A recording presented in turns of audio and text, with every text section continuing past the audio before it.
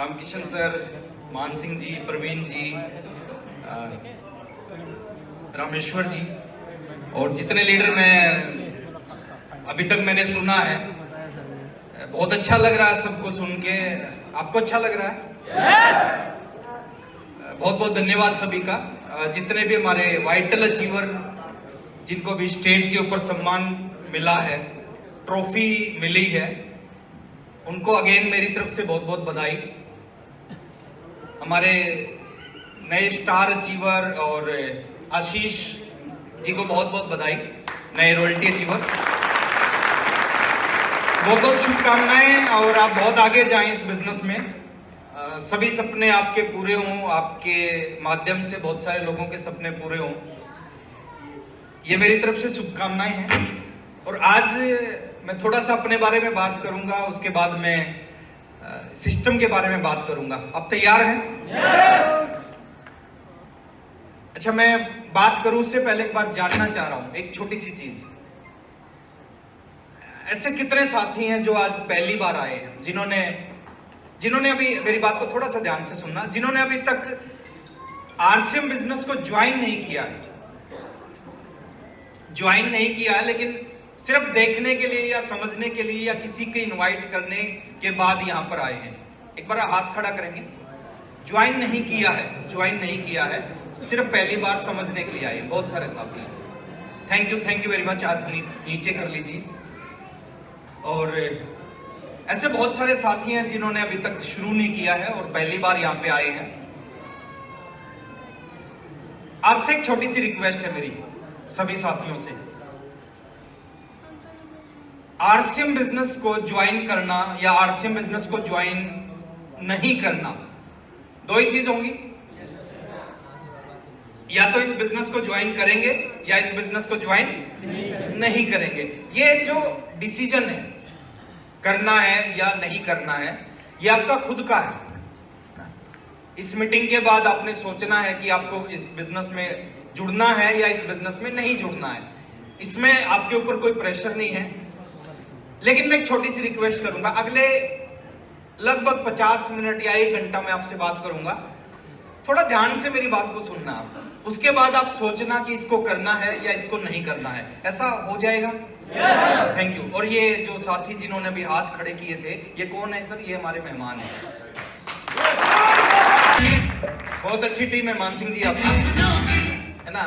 इशारे समझती है और बोलते हैं समझदारों को इशारे काफी होते हैं, तो बहुत समझदार टीम है आपकी। तो बहुत बहुत स्वागत है। जो साथी जो हमारे वाइटल अचीवर है उनका स्वागत है, जो हमारे पिन अचीवर है उनका स्वागत है, और जो साथी आगे वाली सीट पे बैठे हैं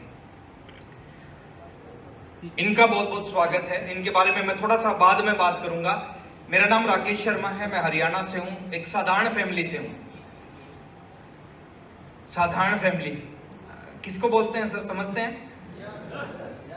साधारण फैमिली, मैं थोड़ी बैकग्राउंड बताता हूं ताकि आपकी समझ में आ जाए कि साधारण फैमिली क्या होती है। मेरे फादर जॉब करते थे, पूरी जिंदगी उन्होंने जॉब की है। शुरुआत कहां से हुई मेरे को नहीं पता, लेकिन जब उन्होंने जॉब को छोड़ा तो उनकी जो सैलरी थी वो 10,500 रुपए महीना थी। जब उन्होंने जॉब को छोड़ा तो 10,500 रुपए महीना उनकी सैलरी थी। 4 भाई बहनों का परिवार, 2 भाई 2 बहन। बहनें मेरे से बड़ी हैं, भाई मेरे से छोटा है। 10+2 के जब मैंने एग्जाम दिए, ये बात कर रहा हूं मैं आज से लगभग 24 साल पुरानी। 10+2 के एग्जाम दिए तो घर की जो फाइनेंशियल कंडीशन थी बहुत ज्यादा अच्छी नहीं थी। बहनें हरियाणा में काम करती नहीं, लड़कियां काम नहीं करती जहां पे मैं रहता हूं वहां पे। तो मैंने एक डिसीजन लिया 24 साल पहले कि मैं आगे जो पढ़ाई है उसको, पढ़ाई को मैं कंटिन्यू करूंगा, लेकिन पढ़ाई के साथ एक नौकरी भी करूंगा। क्योंकि उस समय फादर जॉब करते थे, 8,500 रुपए महीना उनकी सैलरी थी। तो मैंने सोचा कि मैं पढ़ाई तो करूंगा लेकिन पढ़ाई के साथ एक नौकरी भी करूंगा। और आज से 24 साल पहले बीए फर्स्ट ईयर में मैंने एडमिशन लिया कॉरस्पॉन्डेंस से, और साथ में एक जादूगर के साथ में असिस्टेंट का काम स्टार्ट कर दिया। जादूगर, असिस्टेंट, समझते क्या होता है? मैं आसान भाषा में समझाता हूं। हर जादूगर के पीछे एक लड़का खड़ा होता है, देखा है? और वो लड़का करता क्या है?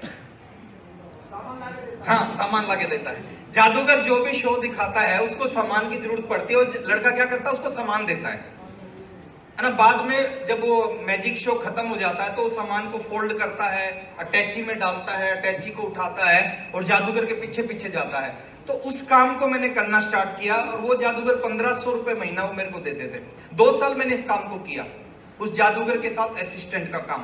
बीए फर्स्ट ईयर कंप्लीट की मैंने, बीए सेकंड ईयर में एडमिशन लिया, उस जादूगर के साथ असिस्टेंट का काम किया, और 2 साल इसी काम को करता गया। और 2 साल में क्या हुआ, 2 साल में बहुत सारी चीजें तो बदली, एक चीज नहीं बदली, वो 1500 रुपए नहीं बदले, है ना, वो 1500 ही मिलते थे। और एक चीज हम बार बार सुनते हैं, आपने भी बहुत बार सुनी होगी, कि बुरा वक्त बताकर नहीं आता। इस लाइन को सुना है क्या? है ना, बहुत सारे बुजुर्ग बोलते हैं, हमारे माँ बाप पेरेंट्स बोलते हैं कि बुरा वक्त बताकर नहीं आता। ये बात बिल्कुल सच है कि बुरा वक्त बताकर नहीं आता, कब आ जाए पता नहीं चलता। एक सच्चाई और है, अच्छा वक्त भी बताकर नहीं आता।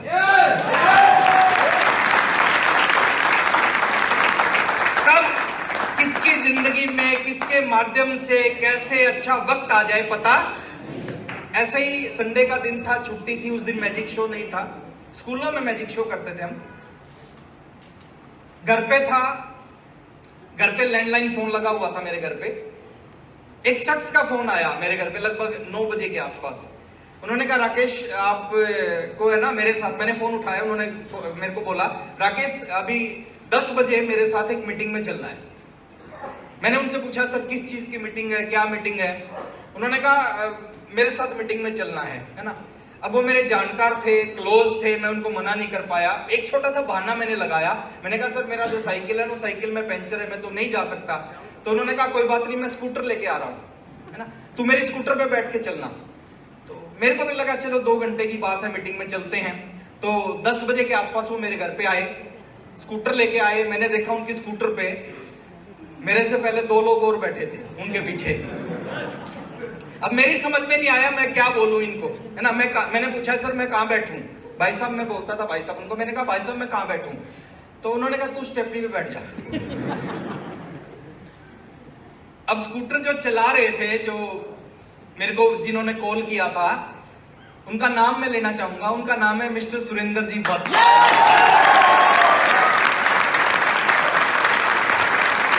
और स्कूटर पे जो पीछे बैठे थे, उनके बिल्कुल साथ में बैठे थे, वो बैठे थे बलवान दीक्षित जी। और उनके पीछे बैठे थे श्रीचंद अत्री जी। हम 4 लोग, बजाज चेतक स्कूटर थी, वत्स साहब के पास में शादी में मिली थी। उन 4 लोग उस स्कूटर पे बैठ के जींद बस स्टैंड के पास में एक कंप्यूटर सेंटर था, उस कंप्यूटर सेंटर में गए। अंदर जब घुसने लगे तो 30 रुपए की एक टिकट लगी। बड़ा दर्द हुआ, है ना। घुसने के बाद में, अभी प्रवीण जी बता रहे थे, पीछे बैठ गए, मैं भी पीछे बैठ गया। लगभग 28-30 लोग थे उस मीटिंग में। मीटिंग शुरू हुई, एक शख्स थे जो मीटिंग को लेने के लिए आए थे, उन्होंने अपना इंट्रोडक्शन दिया। ये बात कर रहा हूं सर आज से 22 साल पुरानी, 3 फरवरी 2001, एग्जैक्ट डेट याद है मेरे को, 3 फरवरी 2000, 22 साल से भी 2 महीने ज्यादा हो चुके हैं। तो मैं पीछे की सीट पे बैठा, मीटिंग शुरू हुई। शुरुआत में ही उनको बुला लिया गया चीफ गेस्ट को, जैसे आज इस मीटिंग का चीफ गेस्ट मैं हूं, तो उसी तरह एक चीफ गेस्ट आए हुए थे जयपुर से चल के, उनको बुलाया गया। उन्होंने अपना इंट्रोडक्शन दिया। 22 साल पहले, 19 साल की उम्र, पीछे की सीट पे बैठा था, 1500 की नौकरी कर रहा था, बीए सेकंड ईयर में पढ़ रहा था। उन्होंने अपना इंट्रोडक्शन दिया। उन्होंने कहा, मेरा नाम ओपी शर्मा है, जयपुर से आया हूं, मैं ज्वाइंट डायरेक्टर हूं, है ना, आईएएस अधिकारी होते हैं। उन्होंने कहा, ज्वाइंट डायरेक्टर हूं, 25 साल से मैं नौकरी कर रहा हूं, गवर्नमेंट ने बंगला दे रखा है, गवर्नमेंट ने गाड़ी दे रखी है, नौकर चाकर सब कुछ है मेरे पास। एक बहुत बड़ा ऑफिस है जयपुर में, मिलने के लिए अपॉइंटमेंट लेनी पड़ती है मेरे से। और इस नौकरी को मैं पिछले 25 साल से करता हूं, और पिछले 1.5 साल से पार्ट टाइम में मैं एक बिजनेस करता हूं। उस बिजनेस का नाम है आरसीएम बिजनेस।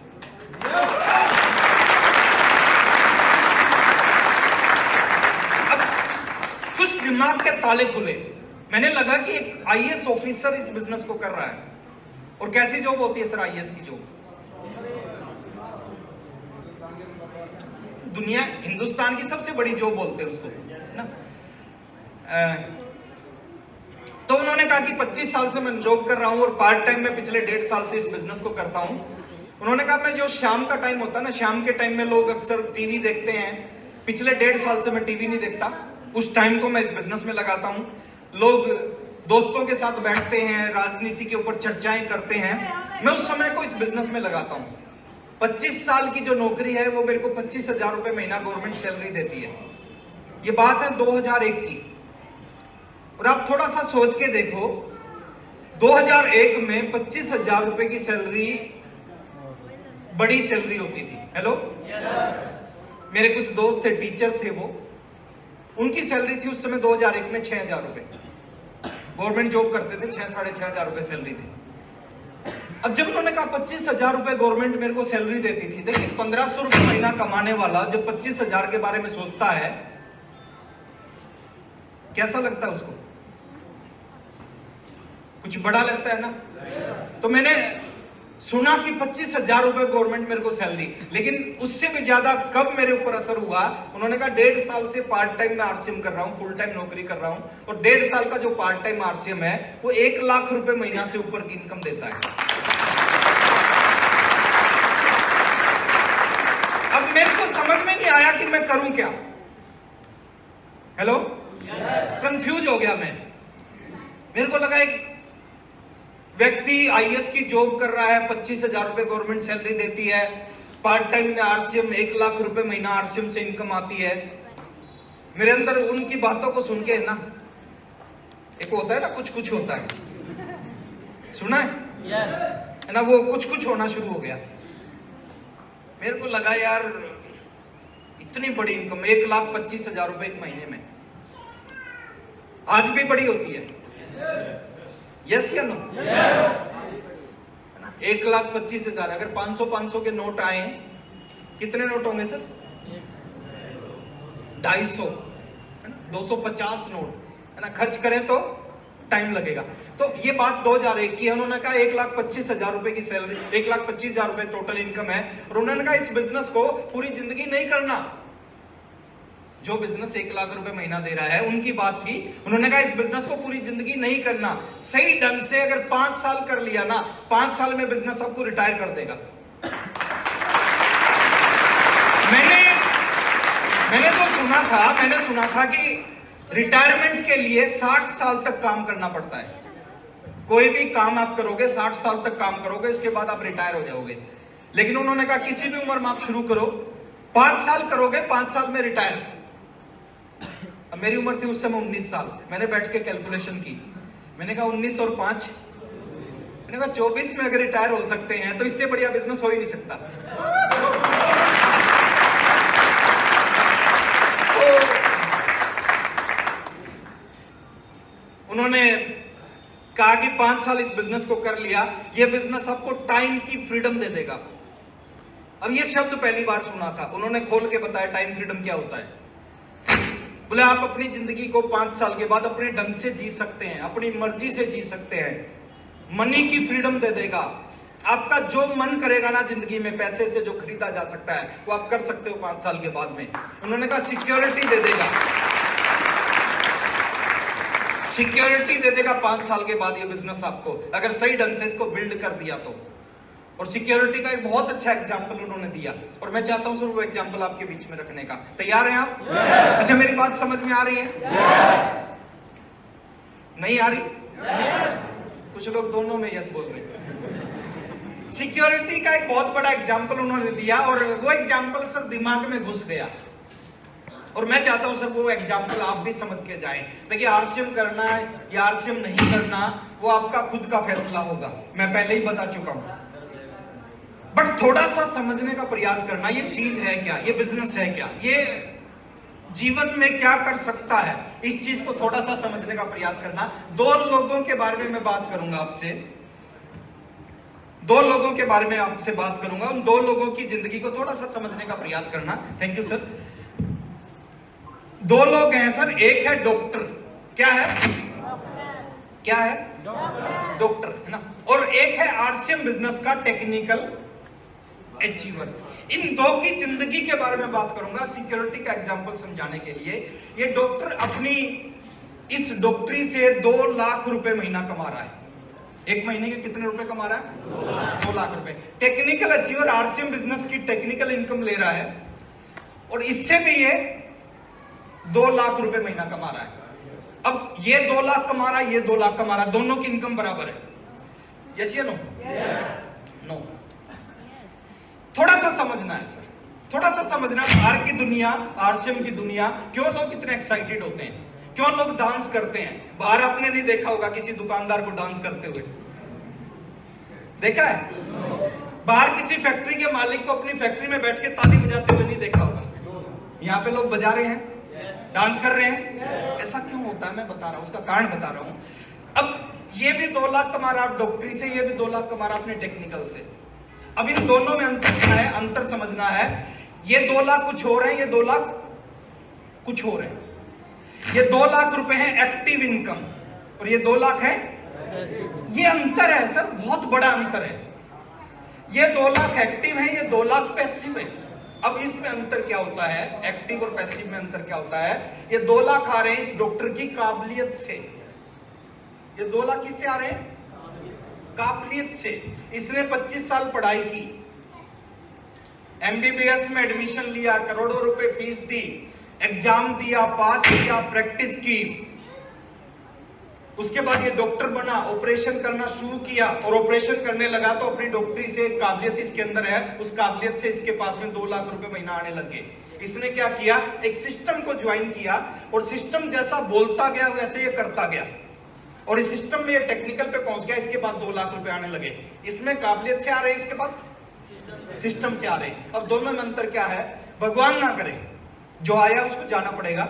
भगवान ना करे दुनिया से जाएगा, इसका एक 20 साल का बेटा है, इसका भी एक 20 साल का बेटा है, सेम स्थिति है दोनों की।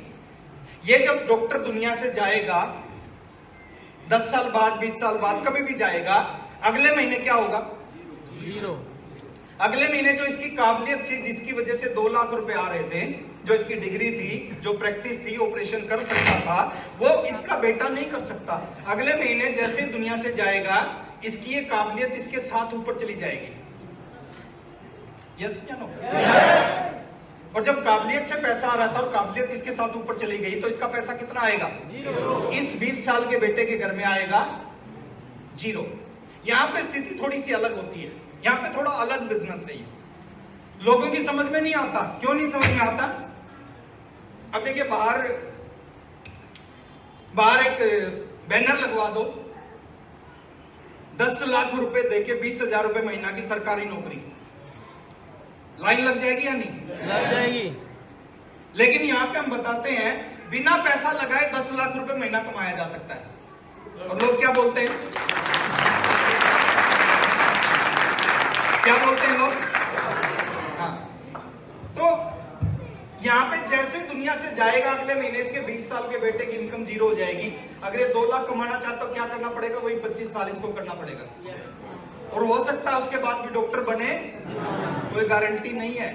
गारंटी क्यों नहीं है? बहुत सारे लोग, बहुत सारे एग्जाम्पल हमारे बीच में हैं। सचिन तेंदुलकर बहुत अच्छे खिलाड़ी, क्रिकेट का भगवान बोलते हैं, उनका बेटा है अर्जुन तेंदुलकर, वो नहीं कर पाया सर,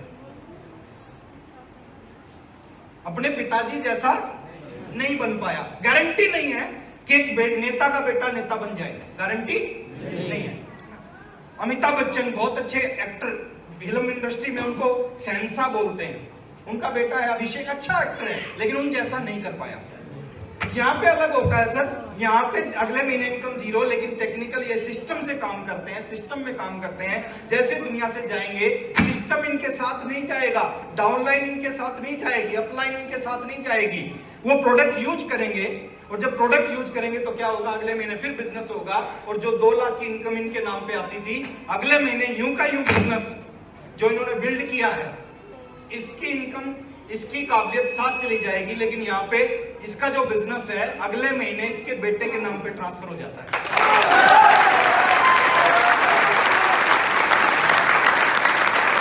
अब जब बिजनेस और पिन और इनकम बेटे के नाम से ट्रांसफर होगी तो अगले महीने 2 लाख की इनकम बेटे के नाम से आना शुरू हो जाएगी।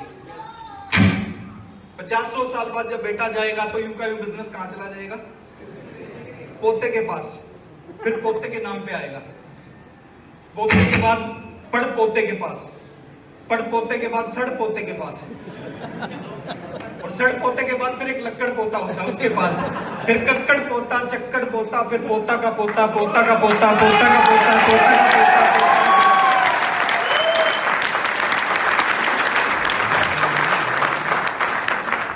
बाहर की दुनिया अलग है सर। बाहर की दुनिया में जरूरी नहीं एक डॉक्टर का बेटा डॉक्टर बने, बाहर की दुनिया में जरूरी नहीं एक नेता का बेटा नेता बने, अभिनेता का बेटा अभिनेता बने, है ना, क्रिकेटर का बेटा क्रिकेटर बने, लेकिन आरसीएम की दुनिया में एक टेक्निकल अचीवर का बेटा पैदा होते ही टेक्निकल अचीवर बन जाता है।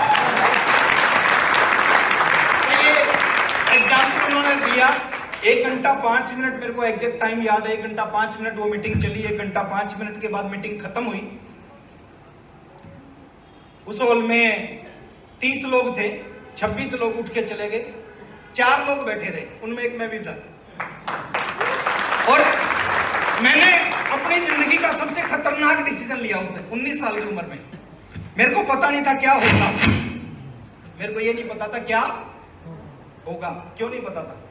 क्योंकि मेरे को आरसीएम का नहीं पता था, ये बिजनेस क्या है। आप अभी भी 19 के ही हैं।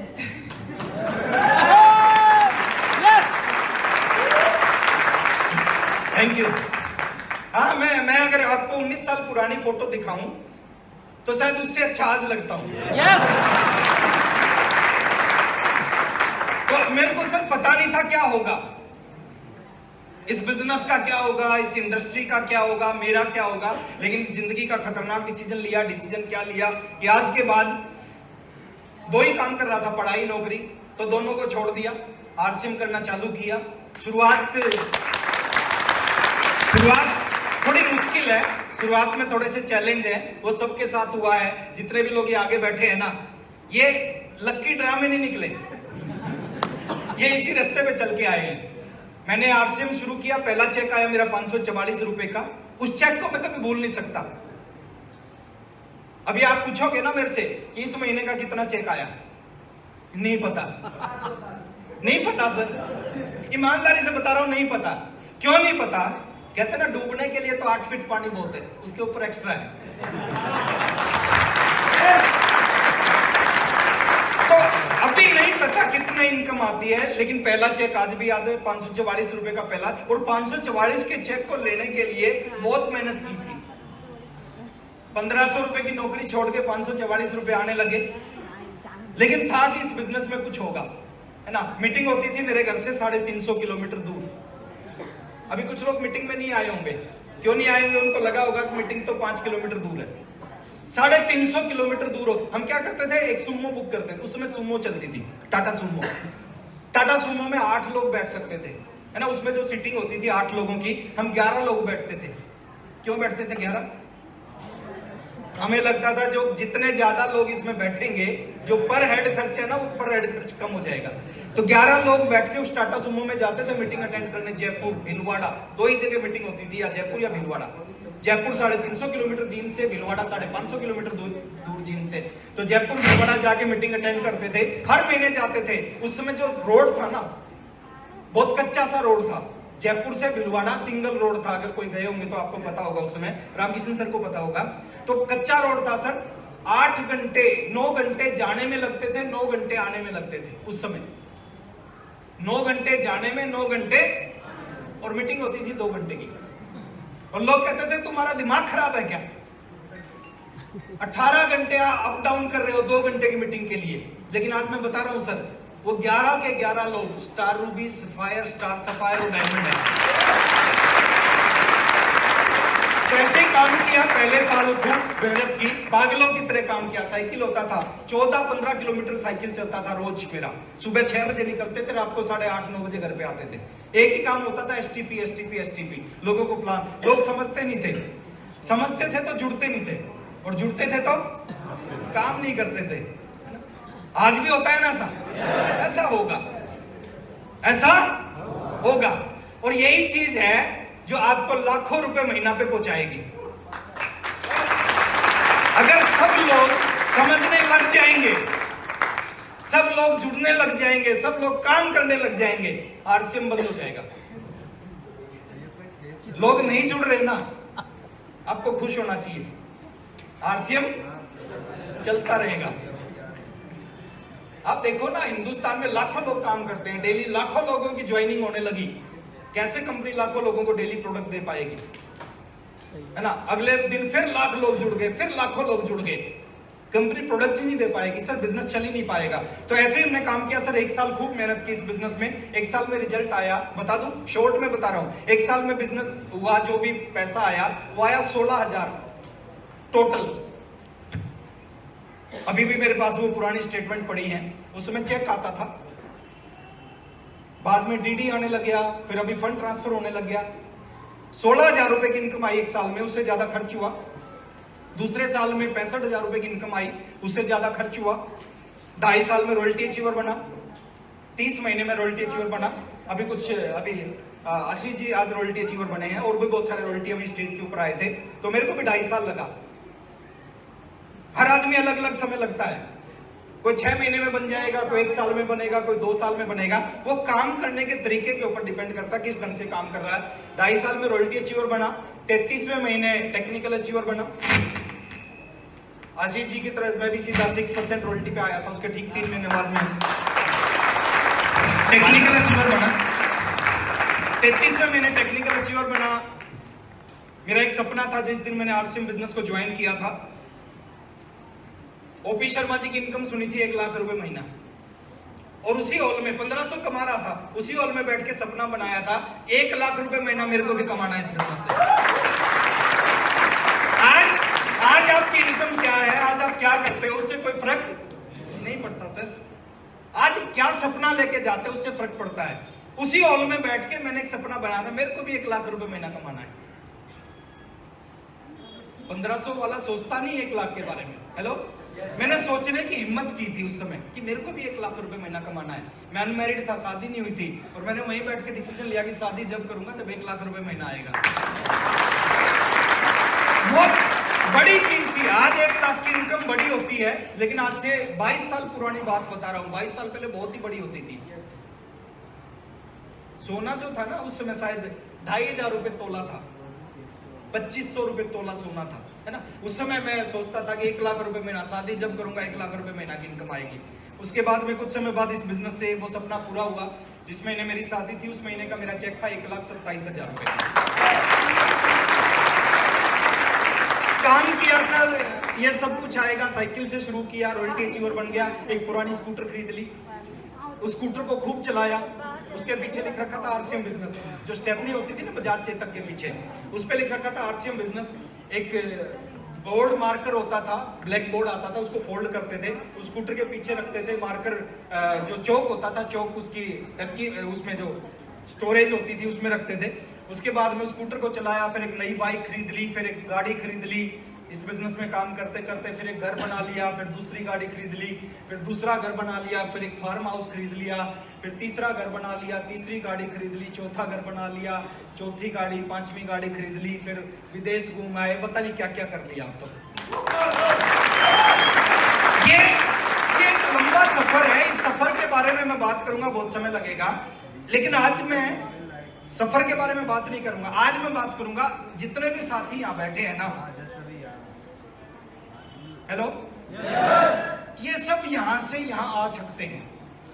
ये दूरी ज्यादा नहीं है, 10 फीट, 15 फीट, 25 फीट की दूरी है। हेलो, लेकिन यहां से यहां आने में कुछ करना पड़ेगा।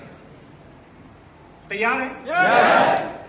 एक सत्संग में महात्मा जी ने कहा, कितने लोग हैं जो स्वर्ग जाना चाहते हैं? सभी ने हाथ खड़े कर दिए। उन्होंने अगली लाइन बोली, कितने लोग हैं जो मरने के लिए तैयार हैं? सबके हाथ नीचे आ गए। देखिए, स्वर्ग जाना है तो क्या करना पड़ता है? किसको? खुद को, है ना? पड़ोसी के मरने से अपने को स्वर्ग नहीं मिलता। इसी तरह इस बिजनेस में कुछ चीजें हैं सर जिनको समझना है। ये दुनिया का बहुत आसान काम है, और बीसी छाबड़ा सर बोलते हैं, इतना आसान है कि पूरा हिंदुस्तानी परेशान है। हिंदुस्तान में लोगों की आदत है मुश्किल काम करने की। यस या नो? क्या आदत है? आज बोलो 10,000 की नौकरी, अभी रोज हम अखबारों में पढ़ते हैं, चपड़ासी की नौकरी के लिए एप्लीकेशन अप्लाई कौन कर रहे हैं? ग्रेजुएट, बीटेक किए हुए लोग, इंजीनियरिंग किए हुए लोग किसके लिए अप्लाई कर रहे हैं? अच्छा, वो आसान है क्या? चपड़ासी की नौकरी में, देखिए कोई भी काम छोटा बड़ा नहीं होता सर, मैं किसी को गलत नहीं कह रहा, लेकिन मैं एक चीज आपसे पूछ रहा हूं, वो आसान है क्या? बहुत मुश्किल है सर वो भी, है ना?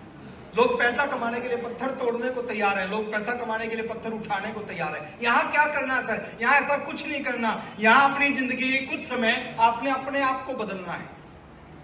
क्या करना है? अपने आप को बदलना। अपने आप को बदलना। जितने साथी आगे बैठे ना, रामकिशन सर ने जिस दिन ज्वाइन किया था, सुनील शर्मा जी ने जिस दिन ज्वाइन किया था, मान सिंह जी ने जिस दिन ज्वाइन किया था, प्रवीण जी ने जिस दिन ज्वाइन, रामेश्वर जी ने जिस दिन ज्वाइन किया था, उस दिन बहुत सारे लोगों ने और ज्वाइन किया। सारे यहाँ नहीं पहुंचे हैं। क्यों नहीं पहुंचे?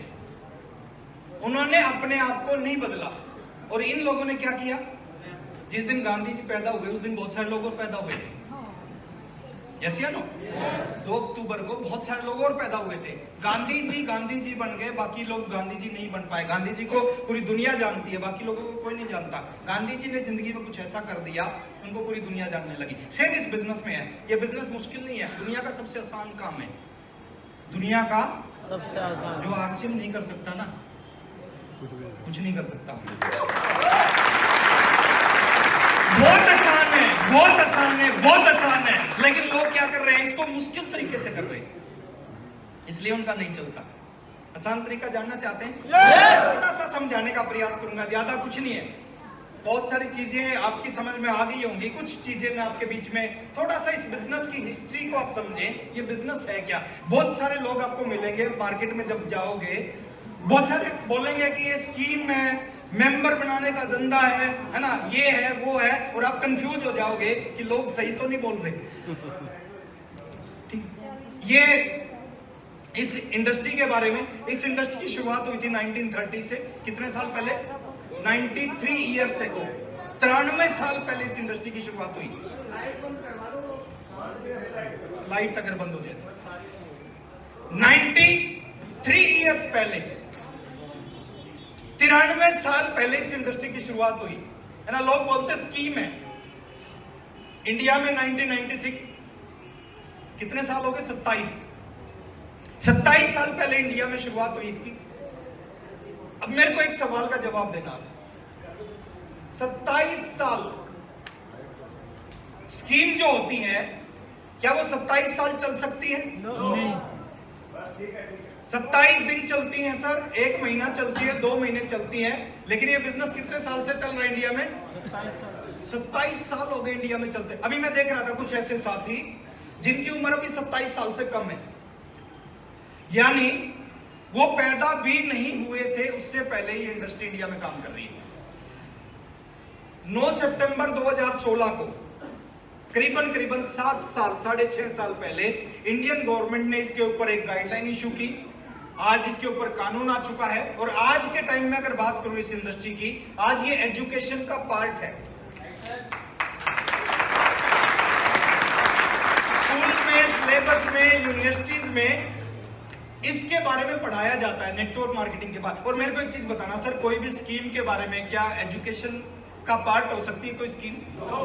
गवर्नमेंट पढ़ाएगी क्या कि स्कीम करनी चाहिए, फ्रॉड काम करने चाहिए? नहीं। थोड़ा सा बताते हैं, इस बिजनेस की शुरुआत होती है 0 पैसा लगा के। जो नए साथी हैं मैं आपके लिए बता रहा हूं, इस बिजनेस की शुरुआत कितने पैसे लग के होती है? 0।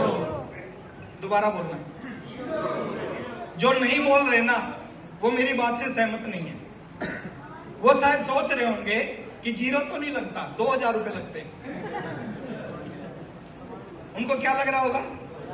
2000 लगते हैं। अरे सर, 2000 इन्वेस्टमेंट नहीं है, 2000 खर्च है। और वो खर्च कौन सा खर्च है? वो खर्च है जिसको आपको करना ही करना है। आरसीएम से नहीं करोगे, दुकान से करोगे। करते आ रहे हो सर, आज भी कर रहे हैं, आज से 20 साल पहले भी, आज से 50 साल पहले भी, पूरी जिंदगी कर रहे हैं। पिताजी कर रहे थे, दादाजी कर रहे थे, हमें भी करना, हमारे बच्चों को भी करना है।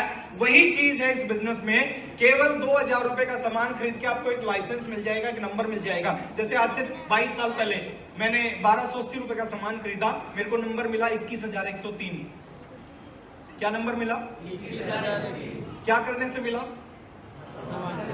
1280 रुपए लगते थे उसमें। 1280 का सामान खरीदा, 3 पैंट 3 शर्ट खरीदे, मेरे को नंबर मिला 21,103। अच्छा, जब ये नंबर मिलता है ना, उस समय आपको क्या लगता है? उस समय आपको लगता है कि मैं तो बहुत पीछे हूं। हेलो, मेरे को जब नंबर मिला था 22 साल पहले, मेरा नंबर आया 21,103, मेरे को लगा मैं तो बहुत पीछे हूं। 21,000 लोग जुड़ गए। सबको लगेगा आज आप ज्वाइन करोगे आपको नंबर मिलेगा 3,90,00,000 कुछ। आज आप रामकिशन सर ने ज्वाइन किया होगा, कुछ लाख नंबर होगा सर का, है ना? तो सबको ऐसा ही लगता है कि मैं तो बहुत पीछे हूं। मेरे को भी लगा था 21,000 लोग जुड़ गए 22 साल पहले जब मैं जुड़ा था। मेरे को नंबर मिला 21,103, बच्चा को नंबर मिला 21,102। इकट्ठा नंबर है हमारा, एक ही दिन ज्वाइनिंग हुई थी। तो 21,102, मेरे को लगा यार मैं तो बहुत सारे लोग जुड़ गए, मैं तो बहुत पीछे हूं। आप कभी रेलवे स्टेशन पे जाना, और रेलवे स्टेशन पे कभी भी टिकट लेने के लिए जाओगे ना, वहां दिखेगा बहुत लंबी लाइन दिखेगी आपको। यस और नो? और जब लाइन के पीछे आप खड़े होते हो, बहुत सारे लोग आपके आगे होते हैं, तो आपको क्या लगता है? आपको लगता है मैं बहुत पीछे हूं। यस या नो? बट थोड़ी सी देर आप पेशेंस के साथ खड़े रहते हो, थोड़ी सी देर खड़े रहते हो, थोड़ी देर बाद लाइन आगे चलती आप खड़े रहते हो, और थोड़ी सी देर पेशेंस के साथ खड़े रहने के बाद में आप बिल्कुल नजदीक पहुंच जाते हो खिड़की के। और जब नजदीक पहुंचते हो तो आप पीछे मुड़ के जरूर देखते हो, और जब आप पीछे मुड़ के देखते हो आपके पीछे एक लंबी सी लाइन दिखाई देती है। उस समय आपको क्या लगता है? उस समय आपको लगता है मैं तो बहुत आगे हूं।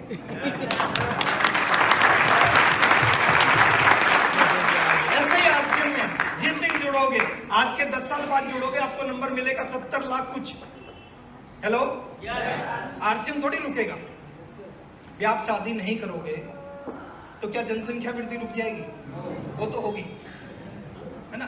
तो आपको नंबर मिलेगा 70 लाख कुछ।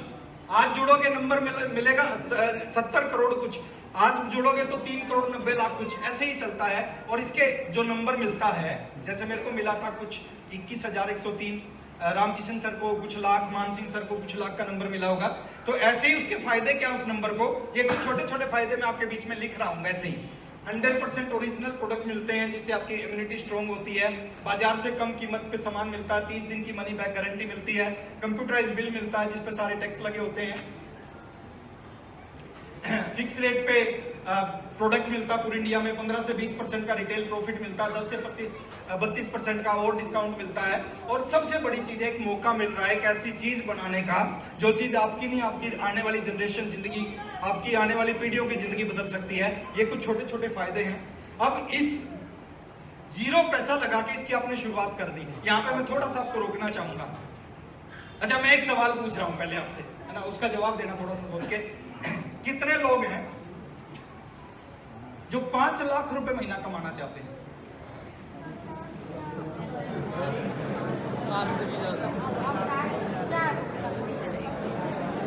एक बार हाथ खड़े रखें। चाहते हैं सर?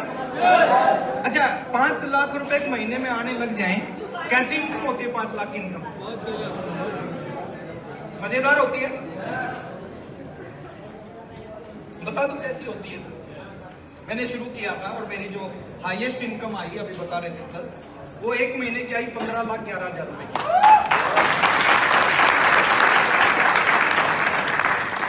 कैसी होती है ये इनकम बता दूं? सब कुछ जानना चाहते हो उनको मैं बाहर जाके बताऊंगा।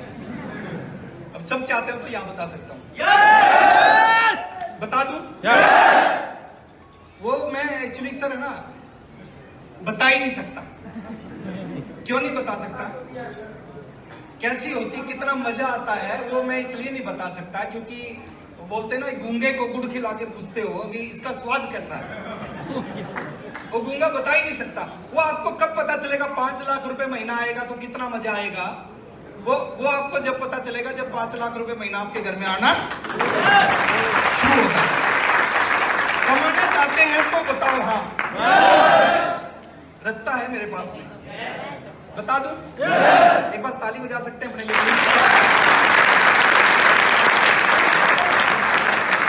ये 5,000 वाली ताली है सर, 5 लाख वाली।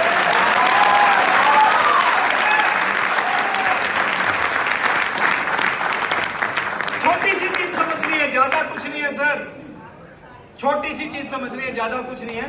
5 लाख रुपए महीना बहुत अच्छी इनकम होती है। एक बड़ा घर बना सकते हो अगर 5 लाख रुपए महीना इनकम आए, एक बड़ी गाड़ी खरीद सकते हो, पेरेंट्स अपने माँ बाप का ऑपरेशन करवा सकते हो, उनका इलाज करवा सकते हैं अच्छे हॉस्पिटल में, अपने बच्चों की एजुकेशन करा सकते हो बहुत अच्छे स्कूल कॉलेज में, जिंदगी को जी सकते हो बहुत अच्छी। कहते हैं पैसा खुदा नहीं है, लेकिन खुदा की कसम खुदा से कम भी नहीं है। 5 लाख रुपए महीना कमाने का दो रास्ते हैं। कितने? कितने? कितने? पहला रास्ता है 5 लाख रुपए महीना कमाने के लिए कोई ट्रेडिशनल बिजनेस करना पड़ेगा। और कोई बिजनेसमैन अगर यहां बैठे हैं तो मेरे को थोड़ा सा हेल्प करना। आप किसी भी ट्रेडिशनल बिजनेस में 5 लाख रुपए एक महीने के कमाना है तो कम से कम उस बिजनेस में कितने रुपए लगाने पड़ेंगे? 5 करोड़। सहमत हो तो बोलो हाँ। कम से कम 5 करोड़ रुपए लगाने पड़ेंगे अगर 5 लाख रुपए महीना कमाना चाहते हो। कम से कम 5 करोड़ रुपए। जो लोग बिजनेस करते हैं उनको पूछना सर, अगर आपको लगता है ये फिगर गलत है तो जो बिजनेस करते हैं उनको पूछना कि 5 लाख रुपए महीना कमाने कितने रुपए लगाने पड़ेंगे। वो आपको बताएंगे कि कम से कम 5 करोड़ रुपए लगाने पड़ेंगे तो 5 लाख रुपए महीना आ सकता है। लेकिन मैं आपसे एक दूसरा सवाल पूछ रहा हूं, क्या गारंटी है कि 5 करोड़ लगा दिए तो 5 लाख रुपए महीना आएगा? पहली चीज ये 5 करोड़ आएंगे कहां से? कितने लोग हैं जिनके घर में 5 करोड़ रुपए रखे हुए? जिनके घर में रखे हैं वो इस मीटिंग में, और जिनके घर में रखे हो सकते हैं आने वाले समय में वो इस मीटिंग में बैठे हैं। पहली चीज तो 5 करोड़ रुपए महीना कमाने के लिए, 5 लाख कमाने के लिए 5 करोड़ रुपए लगाने पड़ेंगे। आदमी के पास 5 करोड़ नहीं है और वो कमाना चाहता है 5 लाख रुपए महीना, वो क्या करेगा? घर बेच देगा। यस या नो? इकट्ठा करना तो क्या, कैसे इकट्ठा होगा पैसा? हम क्या करेंगे? जिस घर में रहते हैं उस घर को बेचना पड़ेगा। जमीन होगी पूर्वजों की, उस जमीन को भी, ऐसे ही तो इकट्ठे होते हैं ना पैसे, है ना। उसके बाद बैंक से लोन लेना पड़ेगा, लोन भी ले लिया। उसके बाद में बीवी के जो जेवर हैं, गहने हैं, उसको बेचना पड़ेगा। यस या नो? उसके बाद में दोस्तों से, रिश्तेदारों से, पड़ोसियों से, सबसे उधार लेना पड़ेगा। कुछ प्राइवेट फाइनेंसर से पैसा उठाना पड़ेगा। मैं कहता हूं अगर ये सारी चीज करके आपने 5 करोड़ रुपए इकट्ठा कर लिया और एक बिजनेस शुरू कर दिया, घर बेच दिया, जमीन बेच दी, गहने बेच दिए, दोस्तों से, रिश्तेदारों से उधार ले लिए, प्राइवेट फाइनेंसरों से, बैंक से लोन लेके 5 करोड़ रुपए आपने इकट्ठा कर लिया और ट्रेडिशनल बिजनेस शुरू कर दिया, क्या 100% गारंटी है कि 5 लाख रुपए महीना आएगा? 50% है। कितने गारंटी है? 50% गारंटी है कि ये सब कुछ करने के बाद में 5 लाख रुपए महीना आने लग जाएगा। अब ये सब कुछ करने के बाद 5 लाख रुपए महीना आने लग गया तो बल्ले बल्ले होगी या नहीं होगी? कितने लोग मानते बल्ले बल्ले हो जाएगी? जो सोचा था वो सब कुछ हो गया तो बल्ले बल्ले। ये फिर आप घर भी दोबारा खरीद लोगे, जमीन भी खरीद लोगे, बैंक का लोन भी दे दोगे, रिश्तेदारों के वापस कर दोगे, दोस्तों के वापस कर दोगे, प्राइवेट फाइनेंसर को भी वापस पैसा दे दोगे, सब कुछ कर दोगे क्योंकि 5 लाख रुपए महीना इनकम आ रही है। यस या नो? लेकिन 50% गारंटी ये भी है कि 5 का 5 करोड़ बिजनेस नहीं चला। और ये 5 का 5 करोड़ कितना हो गया? 0। ऐसा हो सकता है या नहीं हो सकता? दोनों में से कुछ भी हो सकता है। 50% है कि 5 लाख आएंगे, 50% है 0 हो जाओगे। 5 लाख आ गए तो बल्ले बल्ले, और 0 हो गए तो थल्ले थल्ले। यस? क्या करोगे? अब 5 करोड़ लगाए, बिजनेस शुरू किया, जीरो हो गया। हो सकता है दोनों में से कुछ भी होगा। अब जीरो हो गया तो क्या करोगे? ये घर भी चला गया, जमीन भी चला गया, बैंक वाले आएंगे लोन रिकवर करने के लिए, प्राइवेट फाइनेंसर आएंगे, है ना, दोस्त आएंगे, रिश्तेदार आएंगे, पड़ोसी आएंगे पैसा मांगने के लिए। तो आदमी क्या करता है? 3 काम करता है। जब इतना सारे लोग आपके पीछे लगते हैं तो 3 काम करता है। पहला काम है, अगर ये नहीं चला तो पहला आदमी पागल हो जाता है। जब इतना बड़ा नुकसान होता है ना बिजनेस में, क्या हो जाता है? आदमी पागल हो जाता है। दूसरी चीज, जो पागल नहीं होते वो घर परिवार समाज को छोड़ के भाग जाते हैं। ऐसे बहुत सारे लोग आपने देखा होगा कि जिनको बहुत सारा पैसा देना था मार्केट का, वो घर को छोड़ के, बच्चों को छोड़ के, बीवी को छोड़ के चले गए। सुनते हैं सर? और तीसरी चीज है, आदमी सुसाइड कर लेता है, आत्महत्या कर लेता है जब उसका बिजनेस नहीं चलता था। मेरी बात से सहमत हो? बोलो हाँ। इसलिए लोग बिजनेस नहीं करते, इसलिए लोगों को लगता है कि चल गया तो ठीक है और नहीं चला तो। एक दूसरा बिजनेस भी है जिसमें 5 लाख रुपए महीना, हर महीने 5 लाख रुपए आ सकते हैं। एक दूसरा बिजनेस भी है जिसमें हर महीने 5 लाख रुपए आ सकते हैं, लेकिन उस बिजनेस में लगाना पड़ता है जीरो। कितना? जीरो। कितना? जीरो। एक बिजनेस ये है 5 लाख रुपए आ सकते हैं, एक बिजनेस ये है जिसमें 5 लाख आ सकते हैं, लेकिन इसमें लगाना कितना पड़ता है? जीरो। अब बात है जीरो लगा के और वो बिजनेस नहीं चला। आपने जीरो पैसा लगा के ये बिजनेस, दूसरा तरीका इस्तेमाल किया, बिजनेस शुरू किया और वो बिजनेस नहीं चला। जीरो लगा के आप जीरो हो गए, क्या हो जाएगा? क्या आप पागल हो जाओगे? नो। कितने लोग कहते हैं कि जी मेरा नहीं चला अगर तो मैं पागल हो जाऊंगा। लगाया कुछ नहीं। क्या घर को छोड़ के भाग जाओगे अगर जीरो लगा के जीरो हो गए तो? नो। क्या आत्महत्या कर लोगे? नो। क्या होगा? जीरो लगा के एक बिजनेस शुरू किया और वो नहीं चला और जीरो हो गए तो जो जिंदगी आज है ना, वो जिंदगी आगे भी रहेगी। आज हमारी बीवी रिक्शा में धक्के खाती है और जीरो लगा के बिजनेस शुरू किया और जीरो हो गए, आगे क्या होगा? आगे भी वो रिक्शा में धक्के खाएगी बेचारी। आज बच्चे सरकारी स्कूल में पढ़ते हैं और हम जीरो हो गए, आगे भी हो सरकारी स्कूल में। आज पेरेंट्स का इलाज सरकारी हॉस्पिटल में होता है, जीरो लगा के जीरो हो गए तो आगे भी सरकारी हॉस्पिटल में होगा। यस या नो? 50% चांस है कि जीरो हो जाओगे और यहाँ भी 50% चांस है कि वो बिजनेस चल जाए और उसमें 5 लाख रुपए महीना आने लग जाए। अब जीरो लगा के नहीं चला तो कुछ नहीं होगा, वो जो जिंदगी चलती रहेगी, लेकिन जीरो लगा के और ये 5 लाख रुपए आने लगे तो क्या होगा? मजा आ जाएगा।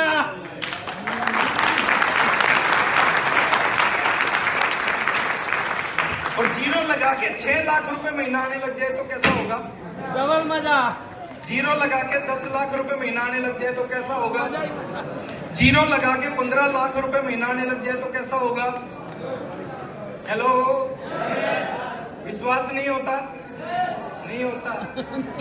बीसी छाबड़ा जी जब आते थे ना मीटिंग में 22 साल पहले, वो बोलते थे आपके घरों के आगे 3-3 गाड़ियां खड़ी होंगी। क्या बोलते थे? आपके घरों के आगे 3-3 गाड़ियां खड़ी होंगी। अब हम साइकिल पे चलते थे, हमें लगता है ऐसा हो ही नहीं सकता। एक साइकिल वाले को आप बोलोगे ना तो बाइक आ जाएगी, उसको विश्वास होगा बाइक आ जाएगी, लेकिन उसको बोलो गाड़ी आ जाएगी और वो भी उसको विश्वास नहीं होगा। और बीसीजी बोलते थे 3-3 गाड़ियां खड़ी होंगी, हमें विश्वास नहीं होता था कि ऐसा कैसे हो सकता है, लेकिन आज लगता कि बीसी छाबड़ा जी झूठ बोलते थे।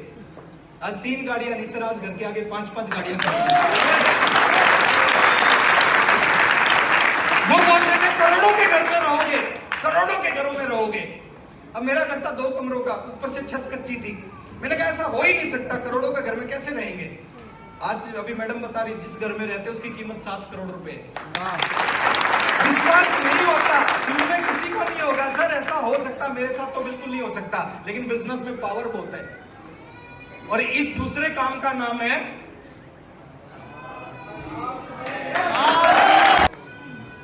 नहीं चला। 2000 का सामान खरीद लिया मैंने, आरसीएम ज्वाइन कर लिया और मेरा नहीं चला तो लोग नहीं जुड़े तो, कंपनी भाग गई तो, करते हैं ना। अरे सर आपने कुछ नहीं लगाया तो आप सोच रहे हो 1000 रुपए का सामान खरीद के 1000 बार सोच रहे हो नहीं चला तो। टीसी सर ने 10,000 करोड़ लगा रखे आरसीएम में, उन्होंने आज तक नहीं सोचा। आप बोलते हो कंपनी भाग गई तो, टीसी सर ने 10,000 करोड़ लगा के आज तक नहीं सोचा लोग भाग गए तो।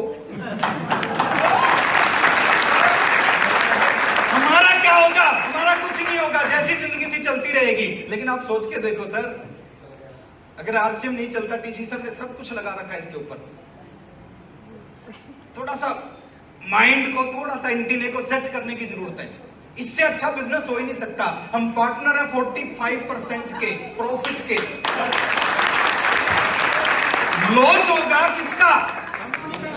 100 करोड़ का सामान खराब हो जाए, बारिश में खराब हो जाए, बिस्किट नमकीन खाने पीने का 100 करोड़ का सामान खराब हो जाए, कंपनी आपको ये नहीं बोलेगी 45 करोड़ रुपए आप हमारे को दो। लेकिन 100 करोड़ का सामान कंपनी का बिक जाए, 45 करोड़ रुपए हमारे अंदर कंपनी बांट देती है। यहाँ प्रॉफिट के पार्टनर हैं, नुकसान के पार्टनर नहीं है। नुकसान होता कंपनी का, प्रॉफिट होता हमारे अंदर आ जाता है। इसको समझने की जरूरत है। थोड़ा सा आगे लेके चलता हूं। 99% काम कंपनी कर रही है, आपको और मेरे को कितने परसेंट करना है? कितने परसेंट? 99% इन्वेस्टमेंट कौन कर रहा है? कंपनी। पैसा सब कंपनी का लगा है। 1 रुपया ना मैंने लगाया, ना रामकिशन सर ने, ना प्रवीण जी ने, ना मान सिंह जी ने, किसी ने 1 रुपया नहीं लगाया, ना 1 रुपया लगाने की जरूरत। सब पैसा कौन लगाता है ना? प्लांट कौन लगा रहा है? कंपनी। थोड़ा तेज जवाब दो, है ना? रॉ मटेरियल, R&D, ये सब कौन कर रहा है? कंपनी। टैक्स, कौन सा प्रोडक्ट कहाँ रजिस्टर्ड कराना, कौन सा लाइसेंस लेना, कितना टैक्स देना, वो काम कौन कर रहा है? कंपनी। Transportation, company. मैनेजमेंट, हजारों लोग काम कर रहे हैं, उनको सैलरी कौन दे रहा है? कंपनी। कंपनी। उसके बाद बिजनेस की कैलकुलेशन, कंपनी। आप पूरी इंडिया में बिजनेस फैला दो सर, आपकी टीम में हिंदुस्तान के किसी भी कोने में 1 रुपए का शैम्पू बिकेगा, रियल टाइम में आपके बिजनेस में अपडेट हो जाएगा, रियल टाइम में आपके बिजनेस में एक बिजनेस वॉल्यूम दिखाने लग जाएगा। वो बिजनेस की कैलकुलेशन कौन करता है? कंपनी। जो आपका पैसा बनता है, 200 बने, 500 बने, 1000 बने, 10,000 बने, 50,000 बने, 2 लाख बने, 5 लाख बने, 10 लाख बने, हर महीने आपके घर में ट्रांसफर होता है 7 से 10 तारीख के बीच में, वो काम कौन करता है? कंपनी। और इस तरह के हजारों काम कंपनी कर रही है, हजारों। 99% काम कंपनी करती है। आपको और मेरे को कितने परसेंट करना है? 1%। और कुछ लोग कहते हैं कि सर जब 99 कंपनी करती है, एक क्यों नहीं करती? उनका हम कुछ कर सकते हैं क्या? एक व्यक्ति था, वो पंडित के पास गया, पंडित ने उसका हाथ देखा, हाथ देख के बोला तेरे ऊपर तो शनि लगा हुआ है, तेरे ऊपर तो शनि लगा हुआ है। वो बोला क्या करना पड़ेगा? बोले पूजा करनी पड़ेगी। बोले कितने पैसे लगेंगे? बोले 1100 रुपए लगेंगे, शनि उतर जाएगा। उस आदमी ने कहा सर 1100 रुपए तो पंडित जी मेरे पास में नहीं है। पंडित ने कहा कोई बात नहीं, तो आदमी बहुत अच्छा, 501 रुपए दो, पूजा करूंगा तेरा शनि उतर जाएगा। उसने कहा 501 भी नहीं है। क्या बोला? बोले 201 दे दे, चल 201 में कर दूंगा। बोले 201 भी नहीं है। बोले 101 है। पंडित को गुस्सा आ गया, बोले 101 है? बोले 101 भी नहीं है। बोले 51 है? बोले 51 भी नहीं है। बोले 21 है? बोले 21 भी नहीं है। बोले 11 है? बोले 11 भी नहीं है। तो पंडित ने जब सुना ना 11 भी नहीं है, पंडित ने कहा जब तेरे पास 11 रुपए भी नहीं है, तू ऐश कर, शनि तेरा कुछ नहीं बिगाड़।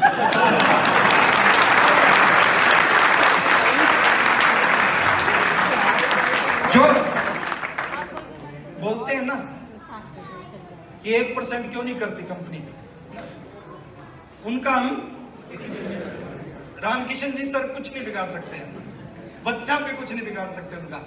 थोड़ा सा आगे लेके चलता हूं। क्या करना है सर? कुछ छोटी छोटी काम को लगातार करना है। कितने साल? ओपी शर्मा जी ने बताया था 5 साल का बिजनेस, आज मैं आपको बता रहा हूं सर 3 साल का बिजनेस।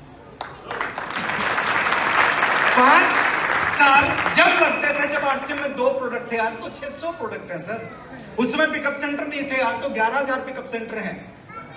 हेलो, उसमें इस तरह के लीडर नहीं थे जो लीडर आज आपके सामने अभी बोल रहे थे ना। आज तो ऐसे ऐसे लीडर हैं सर जो आपकी जिंदगी को बदल सकते हैं। मीटिंग सेमिनार नहीं होती थी, आज आपके घर में मीटिंग होती है जूम के माध्यम से। आप घर में बैठे बैठे आरसीएम को सीख सकते हो। इनकम एग्जाम्पल नहीं थे, आज पूरे हिंदुस्तान में बहुत बड़े बड़े एग्जाम्पल हैं। उस समय 5 साल लगते थे, आज 3 साल लगते हैं। अगर सही ढंग से आरसीएम को समझ के किया जाए, पार्ट टाइम करो, फुल टाइम करो, 3 साल में बिजनेस आपको रिटायर कर देगा। आज अभी उम्र आपकी 24 साल, 27 साल की उम्र में आप क्या हो जाओगे? मैं ये बात बड़ी अच्छी लगी थी। देखिए, जो चीज आपके दिमाग में घुस जाएगी ना, आप उस पर काम करोगे, वो आपके साथ हो जाएगी। मैं 2.5 साल में रॉयल्टी अचीवर बना।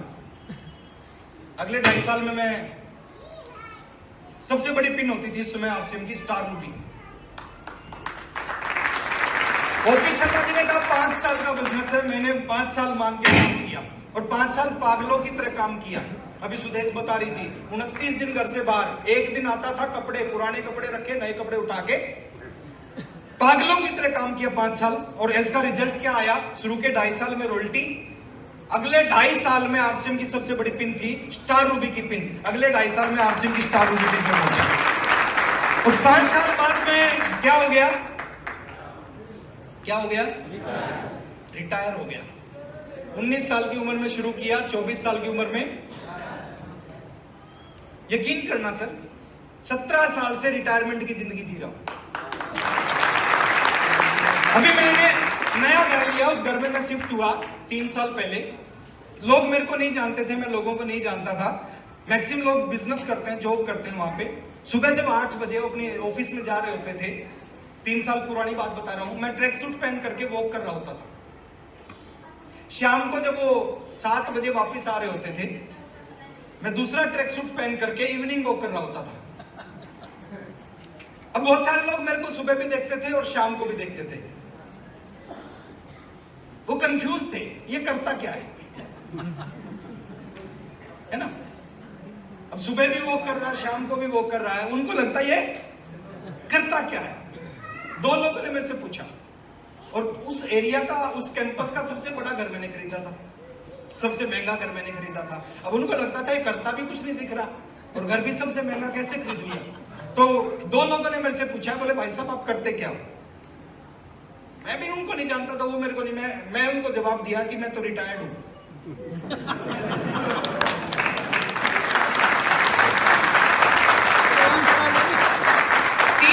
3 साल पहले और यंग दिखता था, और उन दोनों ने मेरे को बोला कि ऐसा हो ही नहीं सकता, आपकी एज देख के लग ही नहीं रहा आप रिटायर हो। मैंने उनको बोला कि मैं तो 14 साल पहले रिटायर हो गया था।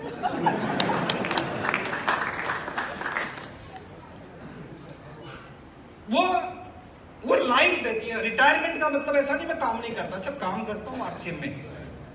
5 साल मजबूरी में, मन किया तो भी किया, मन नहीं किया, और 5 साल के बाद मर्जी से। मजबूरी और मर्जी में अंतर होता है। अमिताभ बच्चन भी काम करता है, शायद हम सबसे ज्यादा करता है, वो मजबूरी में नहीं करता, वो क्या करता है? मुकेश अंबानी भी काम करता है, शायद हम सबसे ज्यादा करता होगा, वो मजबूरी में नहीं करता, वो क्या करता है? मर्जी में। और जब मर्जी से काम करते हैं ना, काम करने में मजा आता है। जैसे अभी मैं ग्रेटर नोएडा में आया हूं। अच्छा, मजबूरी में आया हूं या मर्जी से आया हूं?